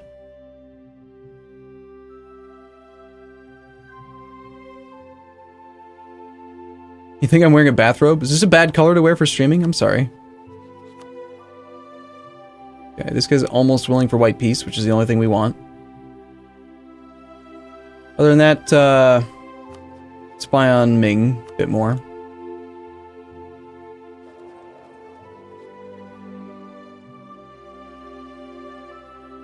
Nice wall breach. Natural wall breach, no cannons.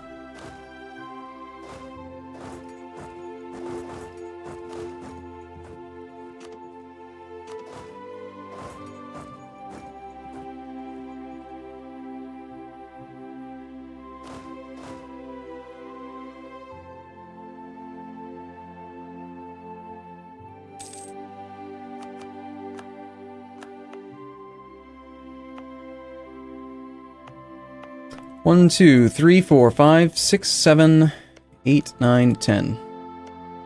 His colony is going to be the slowest by quite a bit, because he only gets 16 per year, and he's got a very, very, very small settler chance. So it's going to take him forever.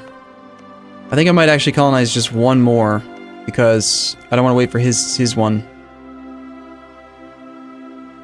Wait, one day, get our colonists. 5 development, 7 development. Yeah, it's not adjacent, but I'm gonna colonize one more for him. I want that merchant, and I just don't. I'm not gonna wait.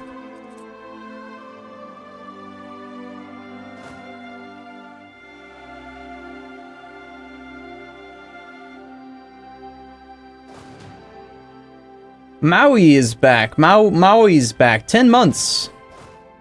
Thank you, man.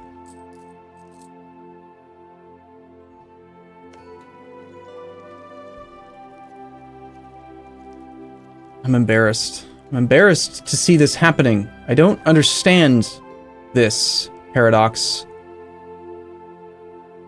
Okay, I'm gonna take a screenshot of this. Just a little section here.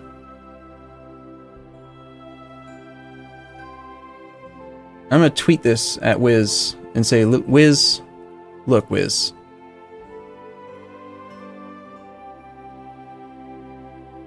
Which didn't finish with EU4 AI. Why is France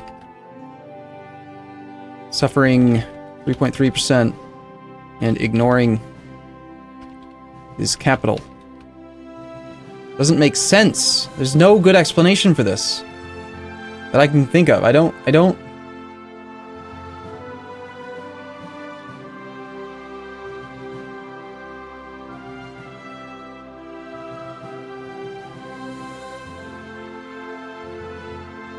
I just don't get it.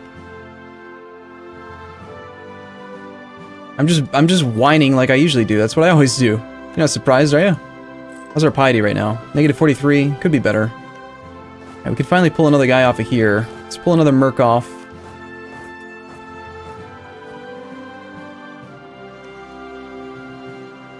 Whoa. Coincidentally, there happens to be an army from Caribus with no leader, but they actually have insufficient support since the infantry's tanking, and they immediately have that, so a tactics disadvantage for their whole army. I had no idea that guy was coming, but okay. Let's see, we can only engage... Well, I don't even know. I don't even know if I can trust the numbers anymore. What we can and cannot engage with, you know? Like, watch, I'll deploy 6 infantry and watch me only have 3. How much you want to bet? I'm only gonna have like 3 dudes here. Okay, never mind. I count 6. There's actually 6. Can you believe there are 6 there? That's shocking.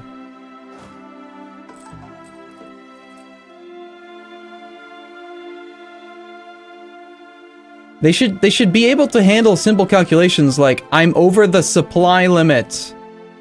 Maybe I shouldn't stand over the supply limit. Maybe I should protect my capital. Like...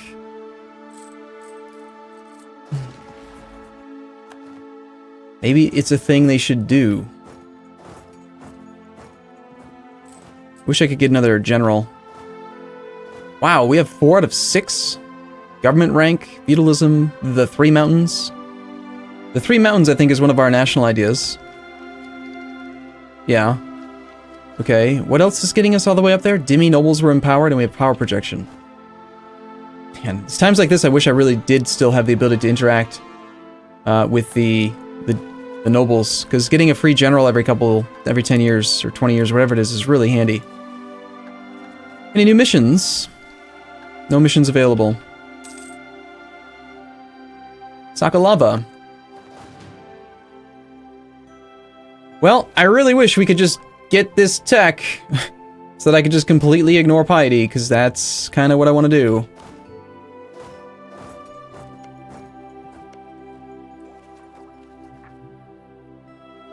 Go on a piety spree for a little while.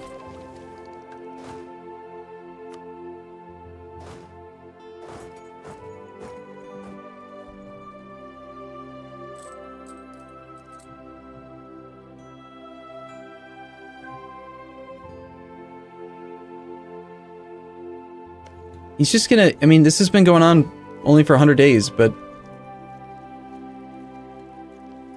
Impertinent demands.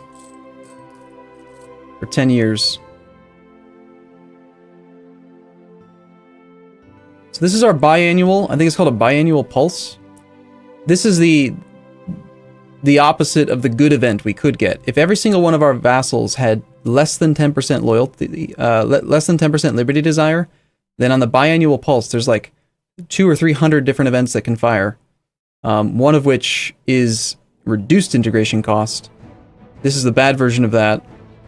The good one can't fire because we have vassals who have more liberty desire. I can't pay off debt for this guy. I could pay off Japan's debt. Senwi I could pay off. They have too much debt. I think for 10 years it doesn't really matter. I think we should just let it happen. It's fine. We're not planning on integrating them in 10 years anyway.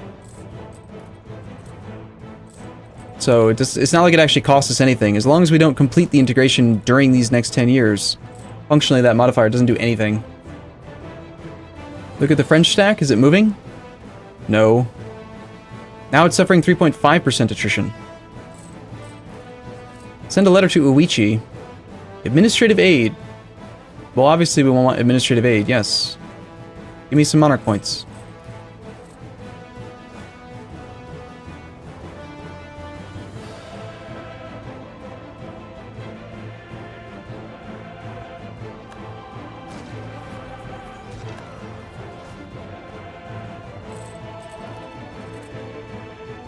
It's moving? The 50 stack? Oh my god, it's moving. What, he suddenly realized that at 49%, maybe he should do something about it? It's gonna suffer 4.5% attrition on the march up there? France, manpower, 37,000. France, max manpower, 100,000. He's already down. He's already lost 70% of his manpower because he's just been standing there. We declared this war in... February? So not even a year, but in 12 months, he's wasted so much manpower. Just so much. Okay, I'm half tempted to like fabricate in the node up there because we might end up getting a claim.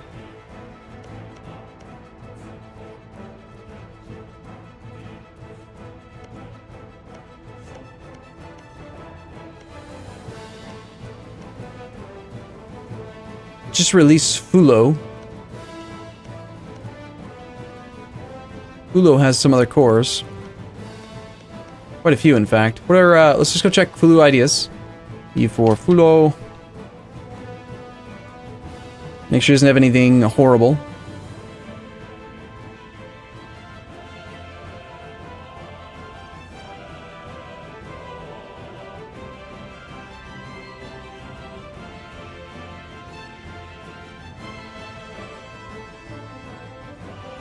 He's not showing up. Take Joloff first? That name rings a bell, but I can't remember.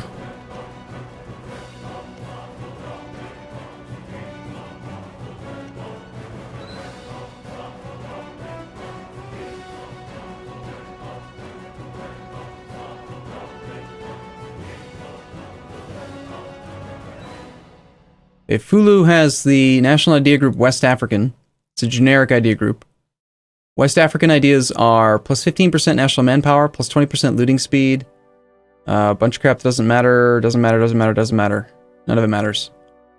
Minus 10% cavalry cost. Nothing really that great. But I don't know. We'll see. I think he's actually going to go fight something. I mean, I just... Ugh, I can't... I even want to look at it. It just makes me mad to see him be him. We'll top off spy network with Naples again. I'm wasting a lot of time sending and retracting my diplomat because I don't want him to get caught and get knocked back down to 75. Because that would be worse. So I don't want to take the 3% risk each month. For no reason, really.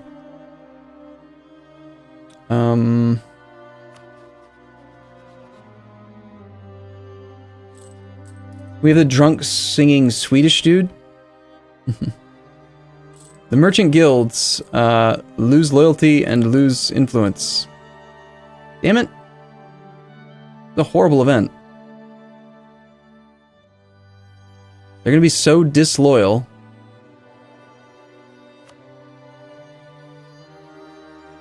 I can't grant a monopoly charter again until June of a year and a half from now. They were just about to become loyal. We're going to get a 30% swing in trade efficiency. Man. That's like so weird how it just keeps giving these weird events that shouldn't happen. It's just so weird, isn't it?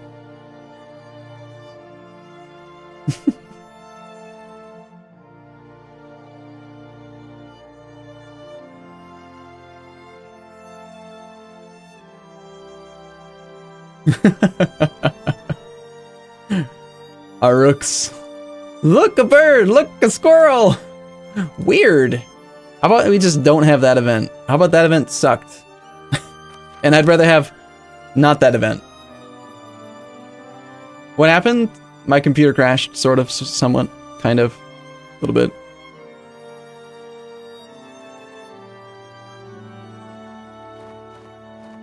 Technical difficulties. Sorry about that, guys. I don't know what happened. We gotta reload. We gotta go back to November the 1st. It was a bad event.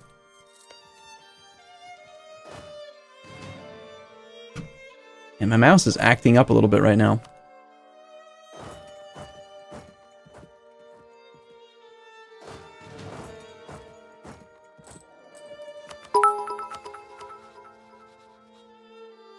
It's a bird. It's a plane. No, it's a paradoxical squirrel. You're right. Scotland has rivaled England. Denmark no longer something something. The French army is back to not moving.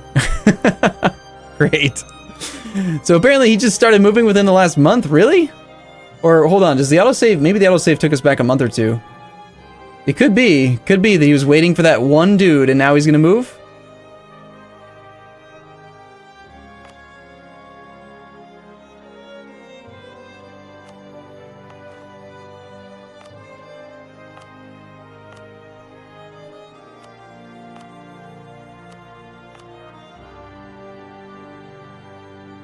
Oh, hey, look at that. We're actually at our state limit now.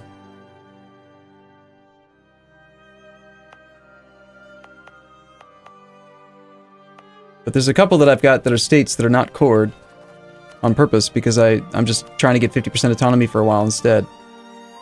Let's find them. So we got that one there. I'm probably going to core. Hawaii, you don't need to be a state. I never cored it. Can't make it into a trade company. It's fine.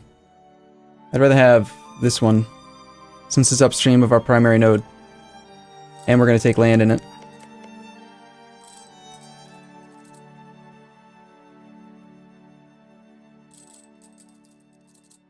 Alright, come on, France. No, now he's going to go onto the boat.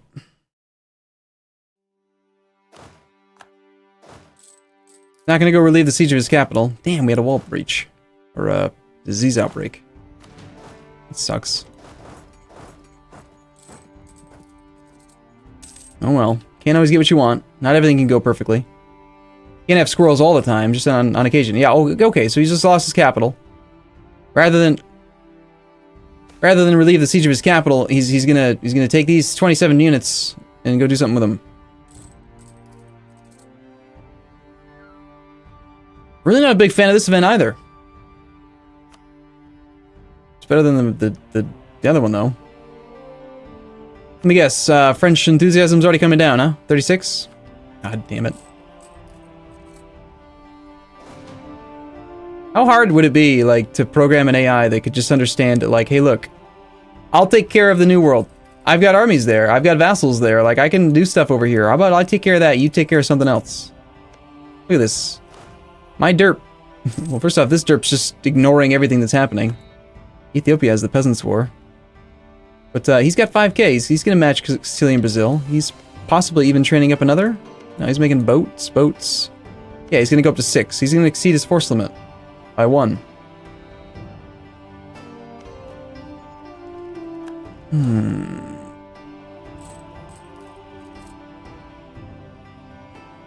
That's a fight you should definitely take. Let's take your secondary commander, the weaker of the two, because this is obviously his non-primary stack.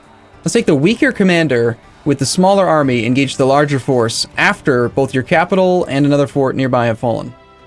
This army is clearly still part of that fleet and can't do anything at all.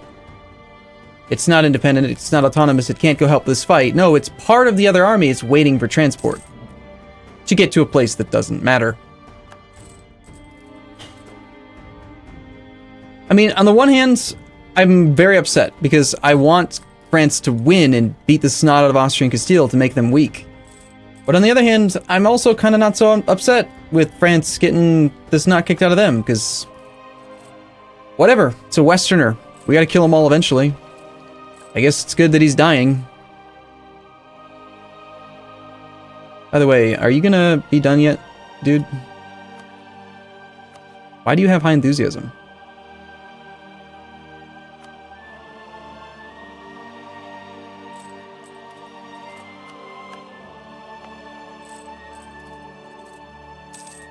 Yeah, we got some pretty good wall breaches around here. Got one fort. Let's go into Bob the Wall Builder. Actually, yeah, we'll give it to Bob the Wall Builder.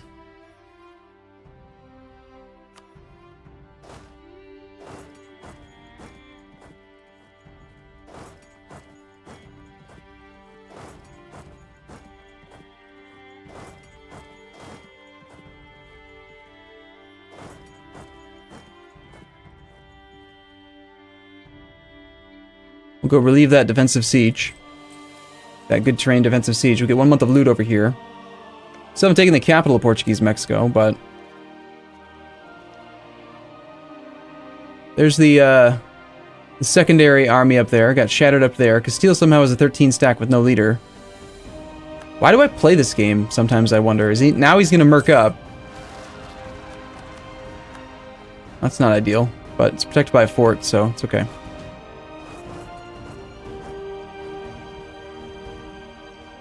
So we can't get there till the next month anyway. We might as well just wait, take a loot tick.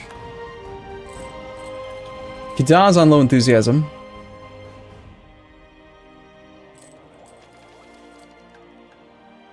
Yeah. I noticed that there's like one province in Europe that does automatically get it. I don't understand why they get printing press for free, but they do.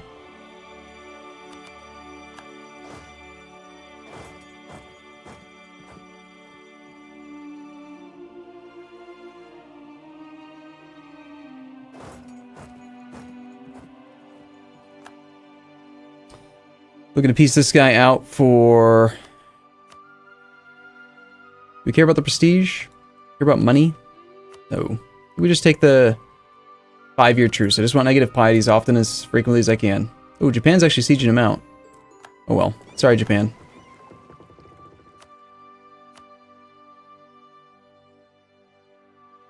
Nothing's stopping him from marching into that flat terrain fort right there, using his navy to blockade the Côte d'Argent, or, I don't know, relieving the sieges of his capital, or this fort up here, or...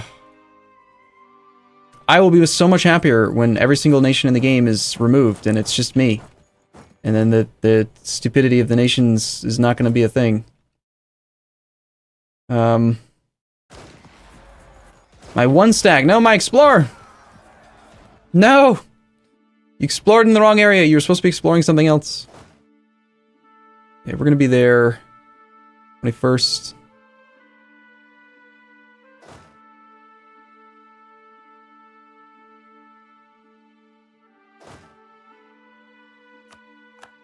Nice. No other forts in this region.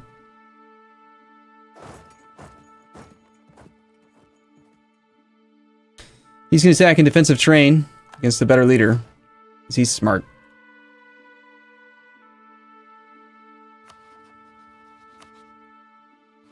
And we are December. Alright, I'm going to try this one more time here. Let's see. It says December. The cost is 454 minus what we currently have, 424, divided by our monthly gain of 6 is 5 months.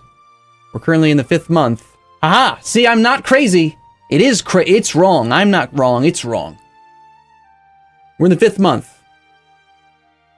We need 30 points. That's going to take 5 ticks. That means June, July, August, September, October, November. November! And it says December. I'm not wrong. It's wrong. Even though it was right the start of the stream to mess with my head a little bit, it is wrong. Well, of course you lost. You're an idiot. I guess we give him like a merc. Can I train a regular troop down here? Probably not. Maybe I think I could train a regular troop here. Yeah, I could. Ah.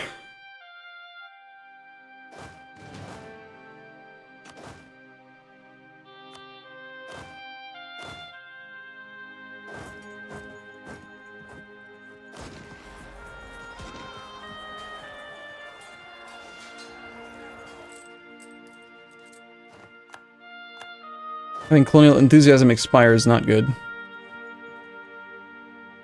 That's also not good. That army is, stopping there.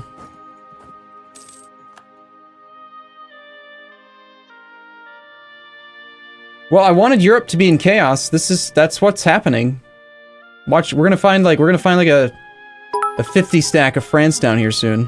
Completely unnecessary, of course, now because that our... I'm home, let's see how many times I'll get blamed for something tongue Arumba. William's back. Nukkanu. Yeah, you would make me want to colonize that. Fine, I will. I will, but I'm going to do that one instead of the one I'm currently doing.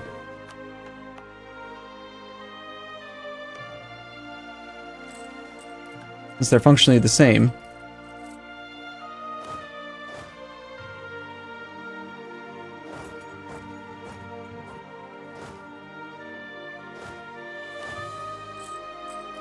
I need a replacement infantry over here.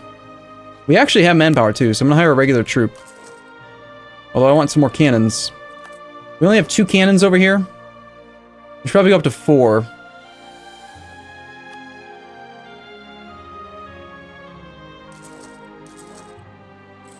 Assuming that doesn't exceed the force limit, which, holy crap, it doesn't. We have a force limit. No, we don't have a force limit guy. Why do I have so much force limit right now?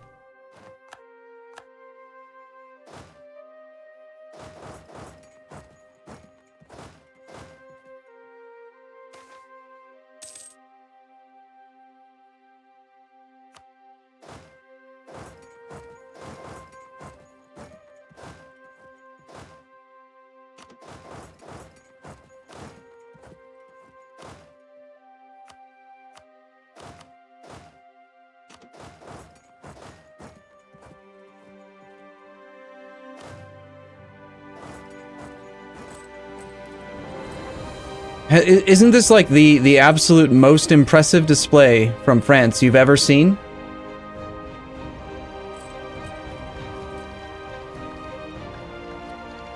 It really is rather impressive.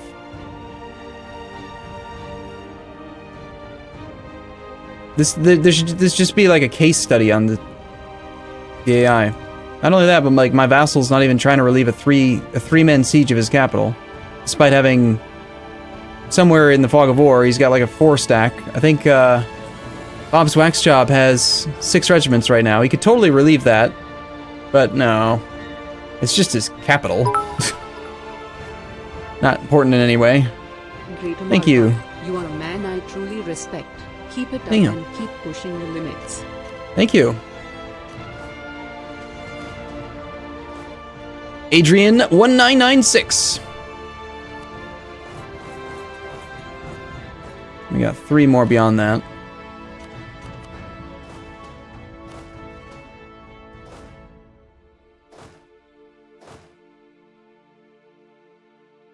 Other way around, please.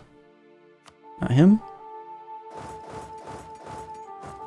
Hopefully that merkin up. They might be. Secrets in our alliance.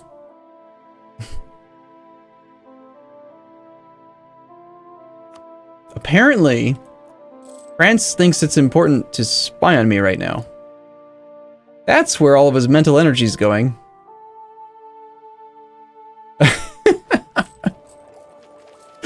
It's just absolutely ridiculous. It's just so bad. I can't even... I mean, it's... Oh my god. He is merking up, damn.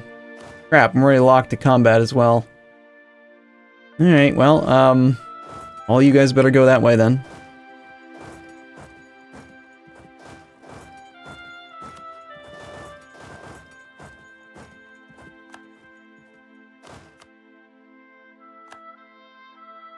Maybe we should know he was merking up. Let me guess, you're gonna path right through the... Yeah, right through the peasants. You can't trust an explorer, man. You just can't. He'll do everything in his power to get himself killed. Like, guaranteed. It's a near certainty. Death by AI. Every type of AI that I own is apparently trying to get themselves killed.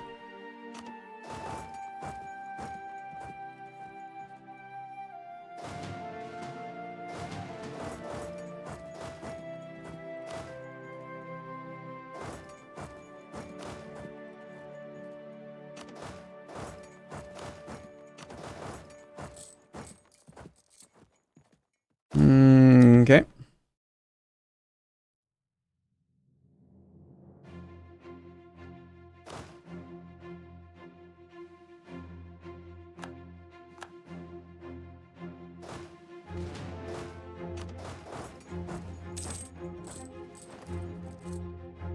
So our war with Castile ended.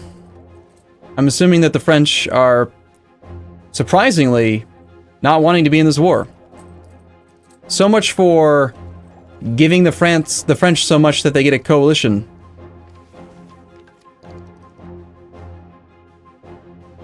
We gave France 1,500 ducats. Should we just roll back this whole thing? Should we just say that this was a horrible, horrible mistake and that France is too stupid to have as an ally?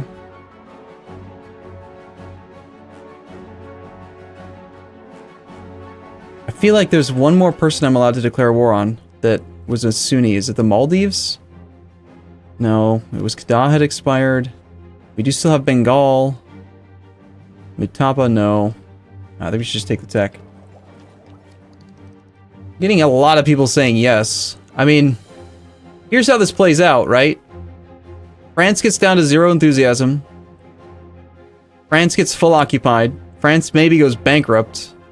Castile and Aragon and Austria all blob out of control because they just walked all over France.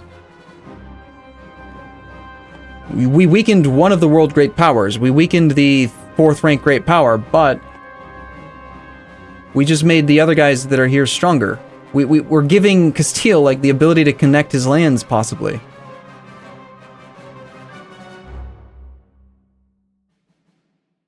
I think we keep going. It's just so not at all what I was expecting. Oh my god, is he actually going to relieve the siege of his capital after 365 days? That's good.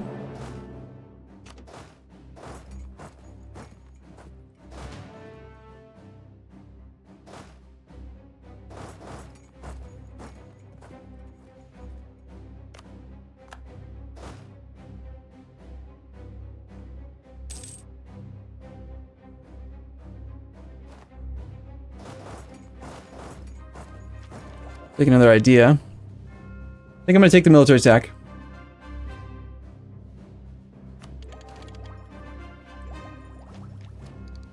I think we will take the idea. Saves us quite a bit of money. We've got better cavalry now.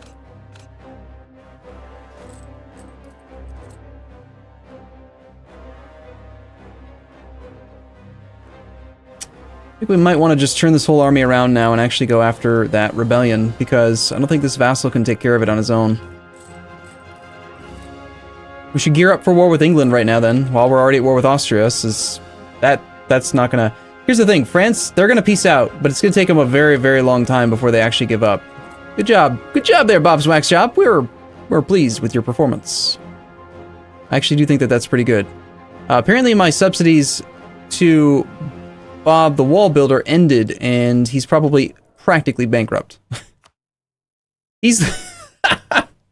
Bob the Wall Builder's got negative 15 ducats a month in income. Holy crap.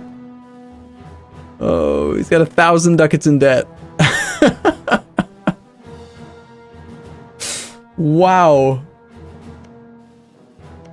It's not stopping him from trying to colonize. Hell no. He's still coring stuff.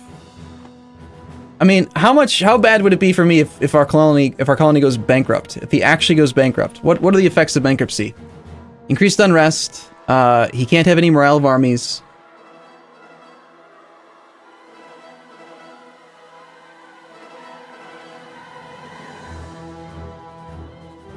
Why is he in debt? Because he's got too many forts and I couldn't delete them. That's a big part of it. Fort maintenance, -7. I suppose we probably shouldn't be forcing him to pay for, like, this one. Who actually has positive income? Luigi's at 1. Hisenwi's at none. These guys, none of my vassals can afford forts. They're all bankrupt, practically.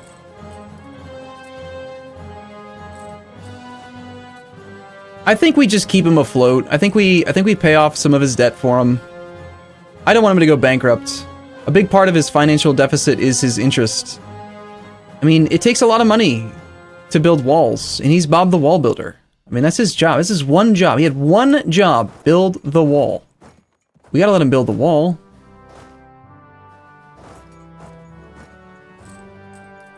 Besides, we're making 40 ducats a month. If I start swinging him another 15, we can offset his deficit and make him actually useful and stuff. But he's been coring things. He's been doing what I want him to do. I'm not gonna punish him for just being like France. Ooh, Russia is supporting the independence of Aragon. What the hell? Holy crap! The French fought a battle? Instead of just standing in a province taking attrition, they're actually fighting armies? What is this? This is nonsense. This can't happen. He's back! He's alive! He's there! Look at this! Oh my god! France is like, oh my god, I was asleep. I'm sorry, I'm back, I'm here. He dozed off while driving down the highway or something. Dominance of the clergy is at 12%. Plutocratic coup at 76, but that one I think we calculated is going to go away. Now there's the France we know and expect. Look at that. Stack wipe him. Get him. Nice. Not a stack wipe. It is a stack wipe. Stack wipe. Next. Go to Picardy. Apparently this is the new French strategy. They lull them into a false sense of security by playing like a complete imbecile for a while. And then when they think they've got them beat, then they actually try.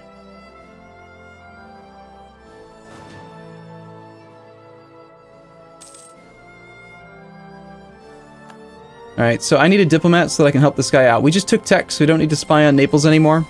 And also, because we took tech, and we're not going to take any other tech for another at least 11 years, we don't really have to have negative piety anymore. We can declare some more wars. So, England is one of them, because England's only ally is Austria. We're already at war with Austria, so we can isolate him and do that war, take over his whole part of... Now, there's a little bit of a concern here. English Columbia, we don't have a... Okay, is this in a different trade region? Colonial region? All of it? Yes, every single province is in a completely different colonial region. Good. So we don't have to worry about Castilian Brazil getting way too much overextension. And by Castilian Brazil, I mean Bob's Wax Shop, of course. Okay, your next siege tick is in 16 days. It takes me 7 days to get there. I've got 9 days to let some more guys trickle in. You guys will be there in 9 days. So we can wait for a few more of these men.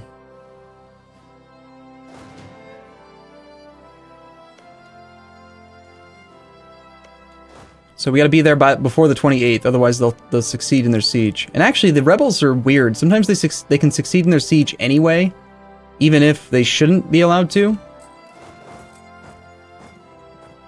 Kind of strange. Like, watch. We'll be there the day before the siege tick happens, and yet the day after, they might still win the siege. I've seen it happen before. Yep. This is why we need to pay off Bob the Wall Builder's debt.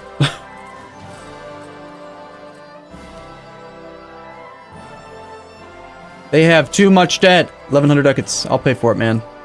I'll build your wall. Poor Bob.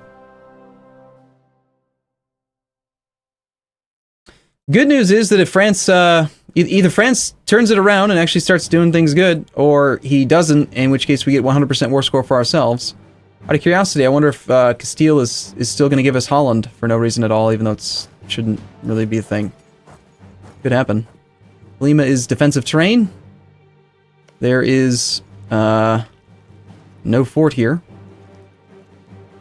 It's protected by a fort, though. These are Colima separatists. There is a Only a Kalima core here or here. So we'll move up into this place and just wait and see where he goes next month. We'll be the defender no matter what. We'll get the war started with England pretty soon, but we're already at war. We don't really have any war exhaustion. Not really, so it's fine. We did gain a ton of force limit. I wish I could build some more boats. I've got room for like another 40 or 5 or so light ships. Oh, look, he's doing it again. There he is. He's back. He's back. Nope, he's moving. He's moving. Apparently, France is also... Oh, okay. He's allied to Brittany. No, he's not. Why is Brittany unsieging French land?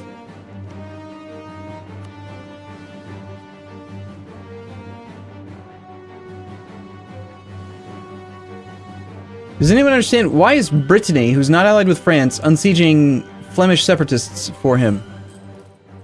Is there ever a good explanation for this game? That's unfortunate, but we can just resiege it. We gotta go that way anyway to get to English Columbia. So since we don't have to worry about piety, I say we tell our vassal to go murder this guy. And we already have an army down here as well. We will declare war, and we will, with our diplomat, enable the subsidies of Bob the Wall Builder. We're going to give him a bunch. Let's give him an indefinite, till the end of the campaign, 15 ducats a month. Let's make it 20. Let's just make it 15. If I pay off his debt, he'll have 2 ducats less than, let's make it 14.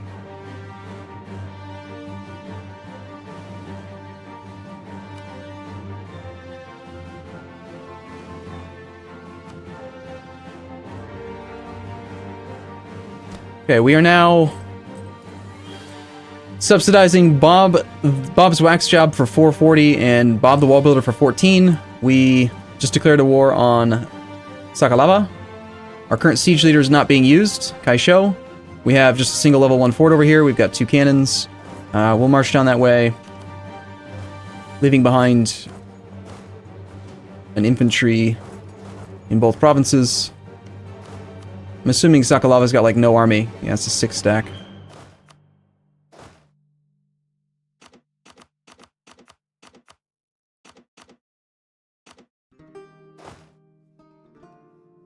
One, two, three, four.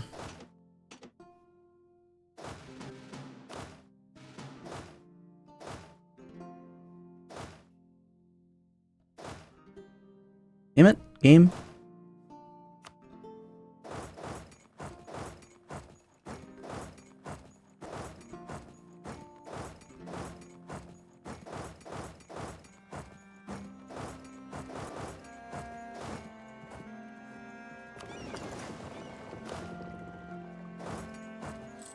Okay, so that's all going, and then as soon as we actually have enough money to actually cover his debt, I think we'll be good. Bob the Wall Builder, yeah, we're giving him exactly 14. That'll practically offset most of his stuff.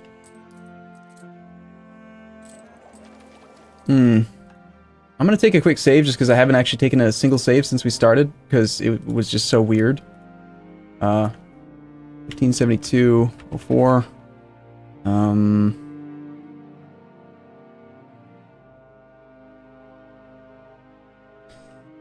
Since we don't care about negative piety anymore for a little while, I mean, I would like the money and stuff. We could also attack Mutapa. We could attack Kimmer right now. We've got troops right on his borders. We can also very soon hire another general, which I think we should do because we're ahead of time on military tech now. That army is eventually going to be used. Tlemcen's now attacking Portugal. Castile's dishonored. There it is! Nice! Finally! Negative 50 prestige for him. He's at negative 25. Please don't tell me you have troops on these transports. You don't. Good. Murder! There's the French killing stuff! Oh my god! Our navy's under attack. That's fine. It won. What else can we do? We can't declare war this month, I think. We just did. So we gotta wait. We're spying on Ait Thaya. We've got enough for another claim. Next highest is 23. Looks like that's gonna be the one. Got claims on Ming. We've got to get war. We got to get going on Kimmer If I take this land for myself, though, then I'm gonna end up slowing down my ability to get this idea group out. But that's okay. I mean, this guy's got no allies. He's on Tech 12 to our Tech 14. Obsolete forts. Our navy, massive 23 cannons are just hanging out here.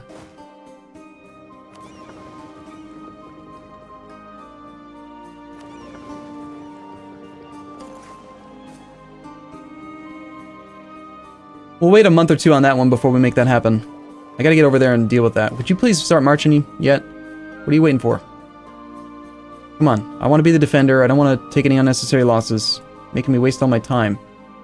Actually, you only have 10 in the front rows, so why don't we just deploy...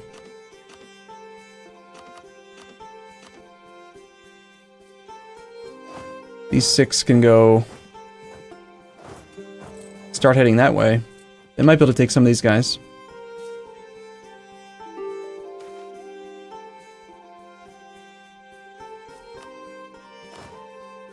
I do want to get started on this siege, and I do want Kaisho to be here, but...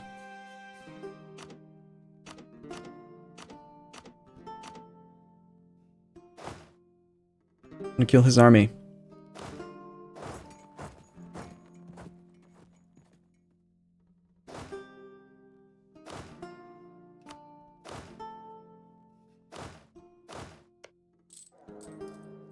He's set to be aggressive. He's currently supplying us with a 0 pip, 0 artillery siege stack. Every single infantry can come off then. We should wait till next month though, because we're going to suffer the attrition tick anyway. We might as well get the loot. We'll head down to there. We'll grab... I'm going to just take the Conquistador, since I highly doubt he's doing a good job anyway. Hey, look, it's the French with 1-4. It's a one army. Oh god, don't tell me I just got black flagged. No. You can't unappoint while you're in. You'll get black flagged. No. You gotta stay there. The Kalima thing is just apparently never gonna happen. You're just gonna stay there forever. Okay, fine. Next month we get another military guy though. Man. The French have seen fit that maybe they should consider unsieging their capital. Sakalava's on 25% already.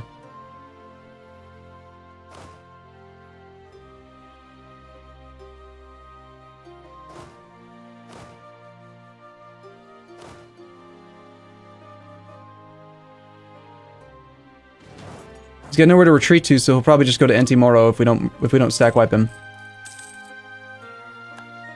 Okay, that was the disaster that was probably not going to be an issue, finally not being an issue. Merchant guilds, we can actually demand some money from. Now that they're not stupidly influential, I'm going to give them back the province that I took from them. There's a... No, actually, I think I already gave them all back, didn't I? Yeah, they've got everything they're supposed to have. Never mind. The Ulema are too influential, and they're also loyal enough that I can revoke some provinces. We're going to take this. We're going to take this one. Because those were already down to 0%, so that's good. There goes all disasters. Portugal wants peace. No. Okay, good. He finally did move. We'll have time. That gives us plenty of time to actually get in a position to do something with that. After the battle with Sakalava, that general will instantaneously teleport over to that other continent. Don't understand how that's possible, but that's what he's going to do. Now that we have some money, can we pay off Bob the Wall Builder's debt? They have too much debt. While the merchant guilds are at 73.1, I don't want to do it. I want to get them to 75% influence.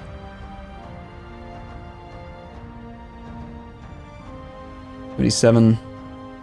Maybe there is like one more province I can give them just to get them to 75%. There we go. Let's give them this one for now. That means that when we ask them for money, we get... the way the formula works, if you're unfamiliar, if you ask for a contribution and their influence is low, like less than 50, then you get 25% of 1 year's income. If you ask when they have 50% to 75% influence, but less than 75, then you get a half year. And if they have more than 75% influence, then you get 75% of a year's worth of income. So that's why we now suddenly get 1,370 ducats for doing this. If we do this, though, they'll stop being loyal, but this almost always does end up paying for itself versus the trade efficiency, so... I mean, yeah, 30% trade efficiency is pretty good, but it's not as much as the 1,400 ducats we can take right this second. Alright, Bob the Wall Builder, guess what? We've got a gift for you! They have too much debt. No, they don't. Congratulations. Your debt is gone. Your loyalty is now... Paid off our loans, negative 45. I'm still going to tariff the shit out of you eventually, but for now, we need to stabilize your country.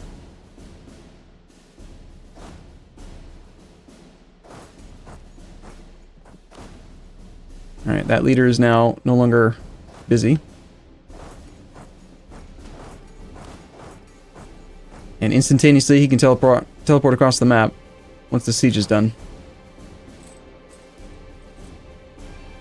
Okay, any other debt we should be paying off?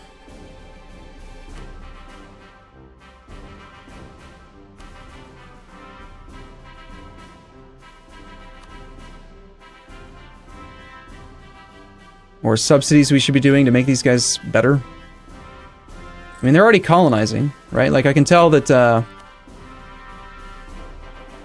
yeah, Bob's Electoral College, he's colonizing. Bob's Down Under, they're colonizing. So long as they're colonizing, if they don't need to be in combat, I don't really want to give them an army.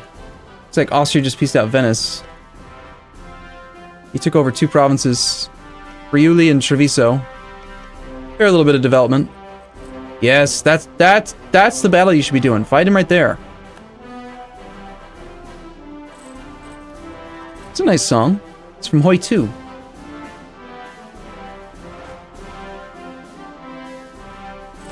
Okay, we're gonna have to wrap the stream up here, actually. I know you guys are used to like a 7-hour stream, but I can't actually, No, that's not Liberty Desire. We have 72% tariff efficiency right now. I've been tariffing the shit out of Bob. It's part of the reason why he probably has no money. But here's the thing, is eventually, when we're no longer using him to wage wars and he's expanded into his entire colonial region, Mexico is the gateway for all wealth, right? We can steer California into Mexico, and then Mexico into Nippon. Nippon goes into Malacca. Well, Nippon goes to Hangzhou, Hangzhou goes to Malacca. So I wanted my tariffs to be really high on him, and I'm counteracting it by subsidizing him to keep him afloat until it comes time to just take all of his money. Austria is apparently now considered to be a great power. Okay, but I gotta wrap the stream up in a second. Let's try something real quick. 157208. Pre-roll general. We have enough points. We actually have decent army tradition at 47.6. It's okay. It's time for a new general. Let's see how we do. You guys think we're gonna get good luck? Should I pull out the calculator? Let's pull out the calculator. File. Recent. EU4 general calculator. Spreadsheet. Numbers are 47.6. We're not doing that. Doesn't matter. Guaranteed pips? Do we have any guaranteed pips? I don't think we do. Nothing from our guys, and our idea groups don't give us any. So, yeah, none.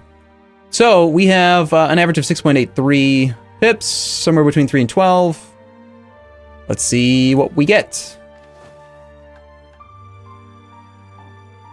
The verdict is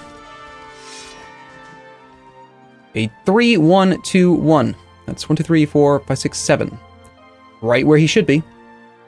He is with 7 pips in the 44.7th percentile. So he's slightly below average based on actual number of pips. But overall, not too horrible. We'll take the siege pip. I mean, that's pretty good. It'd be better if we had rolled, I don't know. Let's just say 12 pips. 12 pips would have been really good. But yeah, having an extra siege pip's pretty useful.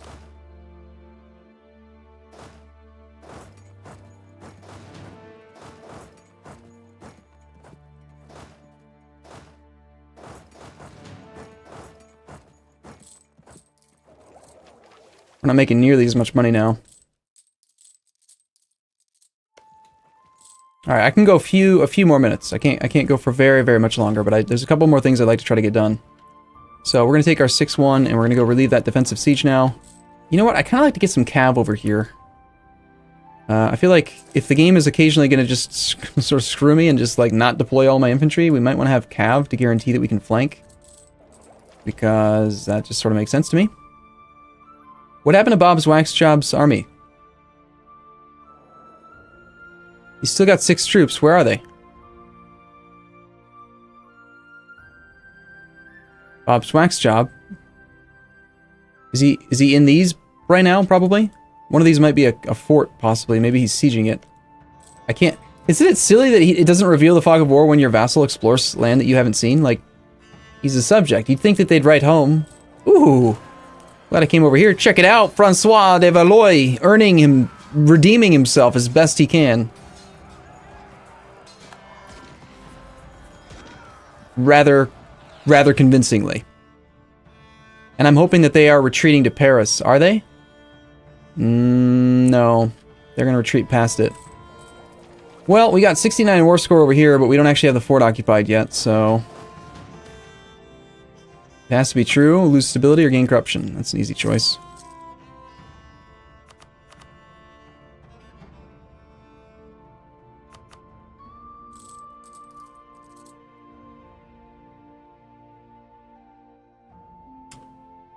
Somehow Portugal has a 6 stack in California. Okay.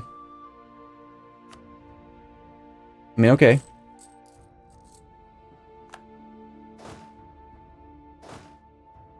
We'll grab our maneuver guy, swing him over this way. Bob the Wall Builder. You happy? Are you happy camper now, Bob the Wall Builder? Making 2.5 ducats? We won that siege. The Sokolova War went pretty quick. Let's unappoint this leader. Okay, well this army needs to stay active, so... I think we do take our peace deal here. Our vassal had claims on this. He's also fabricated... Ooh, our vassal's fabricated on Ajuran for me, so we could get negative piety. Ooh, we could actually get negative 33 piety right now. That's great. Don't really want to fight Ajuran particularly, but... Negative 33 piety. It's money and manpower. And tech in the future. We don't need anything else, so... Right, so everything that he's got a claim on, we transfer to him, so we pay 0 dip. Beyond that, looking at states, this guy has land.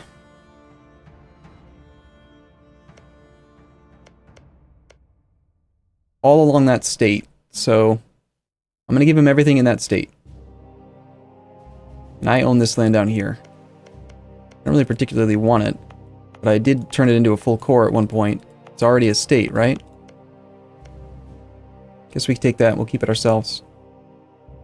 So Sokolova, you are going to give this, this, and this to him.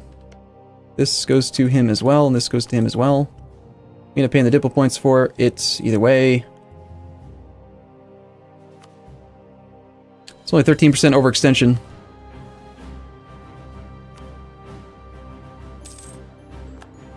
Since this is already part of a state, I'll just keep the land, I think. Because it's part of a state, I can just immediately give it to the Dhimmi. And you know how I feel about them Dhimmi.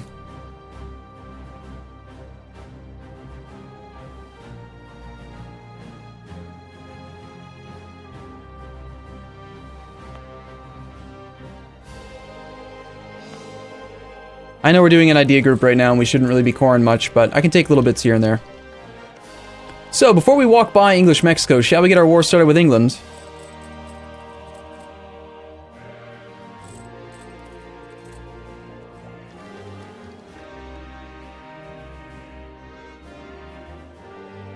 We're at 316 integration progress right now with Uichi. And based on the math that I had done earlier, the highest I want Uichi to get is 506. 506 minus 316 divided by 5 per month. That means that within 38 months, I need to finish... I need to finish administrative ideas in 38 months. Let's see if that's even possible. I need 1, 2, 3, 4 ideas. 4 ideas times 360 is what they cost because I have full humanist. So I need 1,440 admin.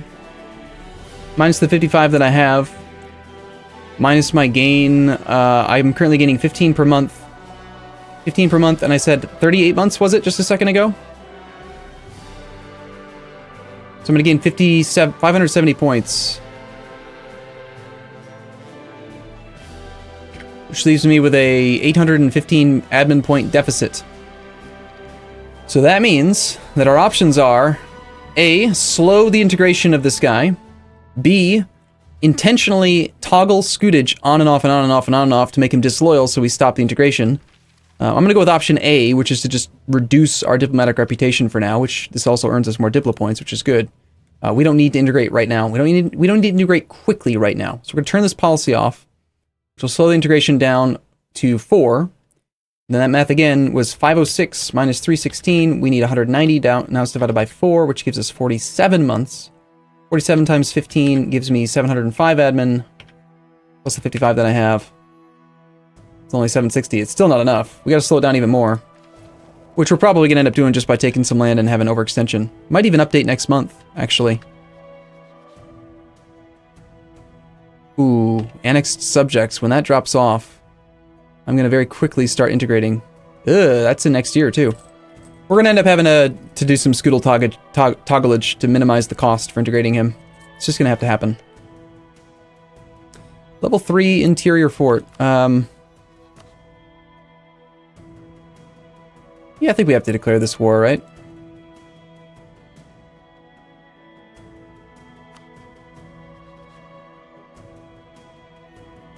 Do we declare it on English Mexico, or do we declare it on English Colombia, or on England directly?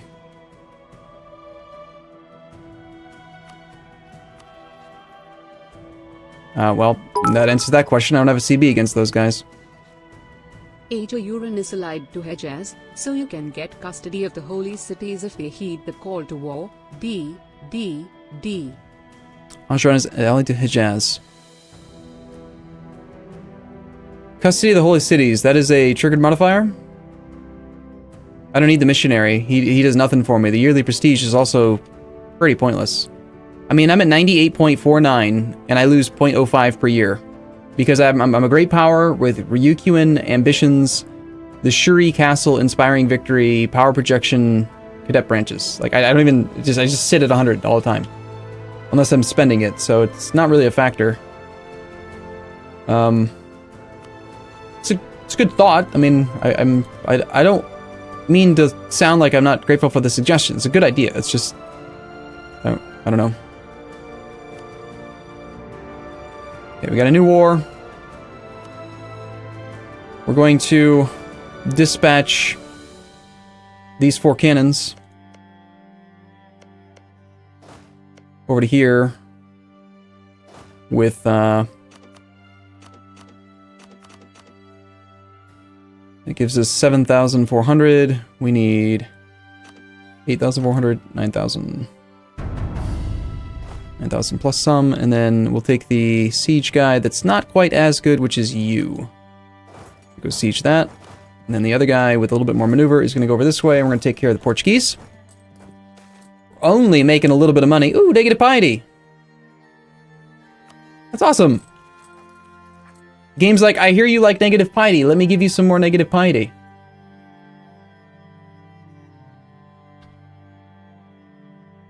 The year is 1572 in September. That's really good news. Our truce with Arawak has ended. Who the hell is Arawak? Oh, it's you? Oh my god, my vassal fabricated a claim. Oh my god! Bob's wax job fabricated something. Can you believe it? That's insane! We must declare war on Arawak and feed it to Bob's wax job. Tariffs on coffee. Bob the wall builder, more tariff? Sorry, Bob. Japan's gonna take care of some pretty sizable rebellion right there. And I've also totally forgot I was going to attack this guy as well. We got so many wars to declare. Don't we? Yes, yes we do.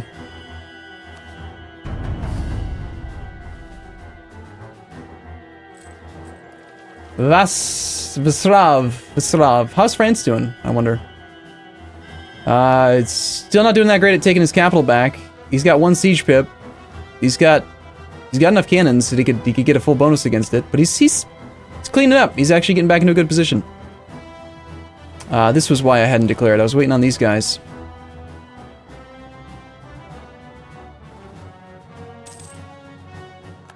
Ooh, the Maldives, nice. Can we get down to Johor? Yes. Maldives, declare war.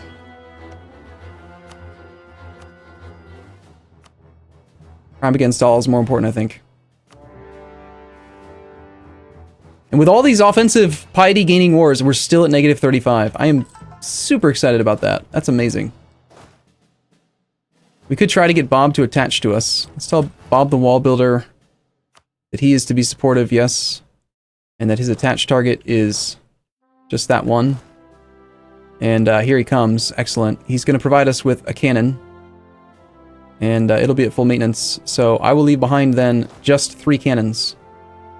So he's trying to attach to the army on the left. If I just do this, and then well, actually, he's not giving me a siege leader, is he? Okay, I gotta do it the other way.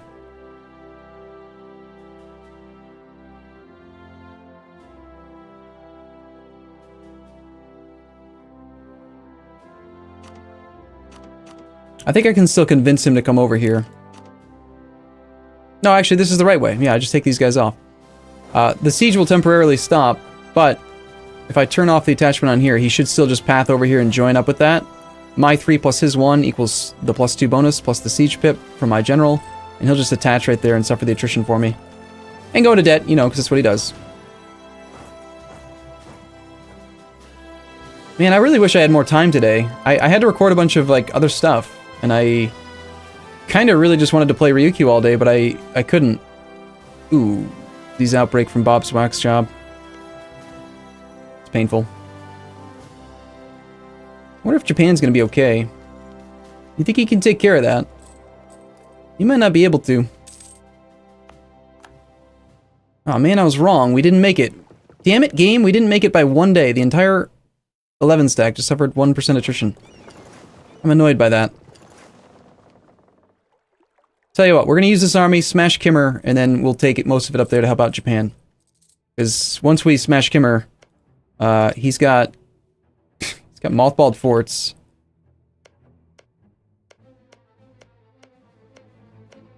Thaya won't give me military access. There's no way. I can't get military access through Ming. Dai Viet would give me military access. I could actually even ally Dai Viet temporarily if I really wanted to get up in there quick. Well, not right this second, but... Thaya, are you granting military access, or do you hate... You hate Kimmer, right? Yeah. It's fine. If we can't get to the Mothballed Fort, we can't get to the Mothballed Fort. Let's wait till, like, January the 1st.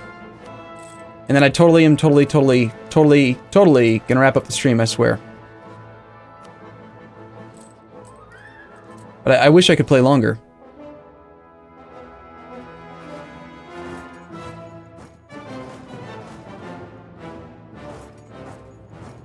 Yeah, he's doing a good job. Good job, Bob the Wall Builder. We appreciate you being you.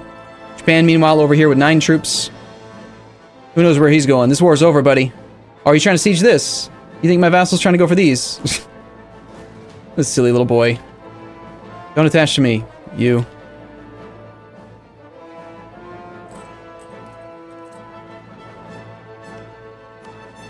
Yep. There's only 2... Okay, people ask about this almost every stream. There's only 2 major exploitative type things that I'm doing in this campaign. One of them is... Ooh. Did not consider that, did I? Kaisho. Can't unappoint Kaisho.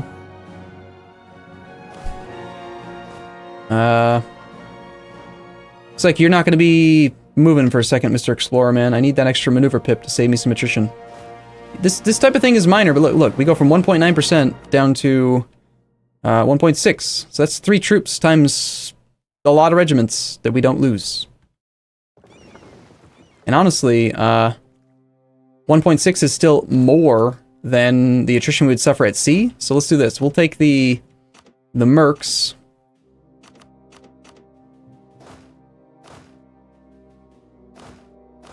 The unit weight of this is 41.6. Sorry, 41.8.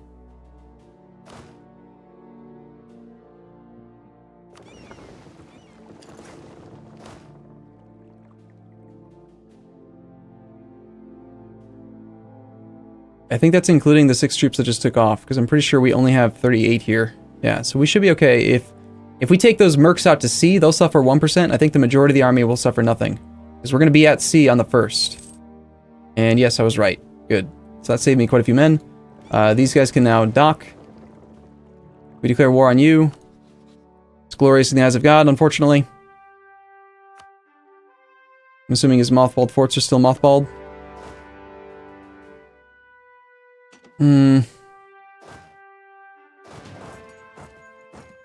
Alright.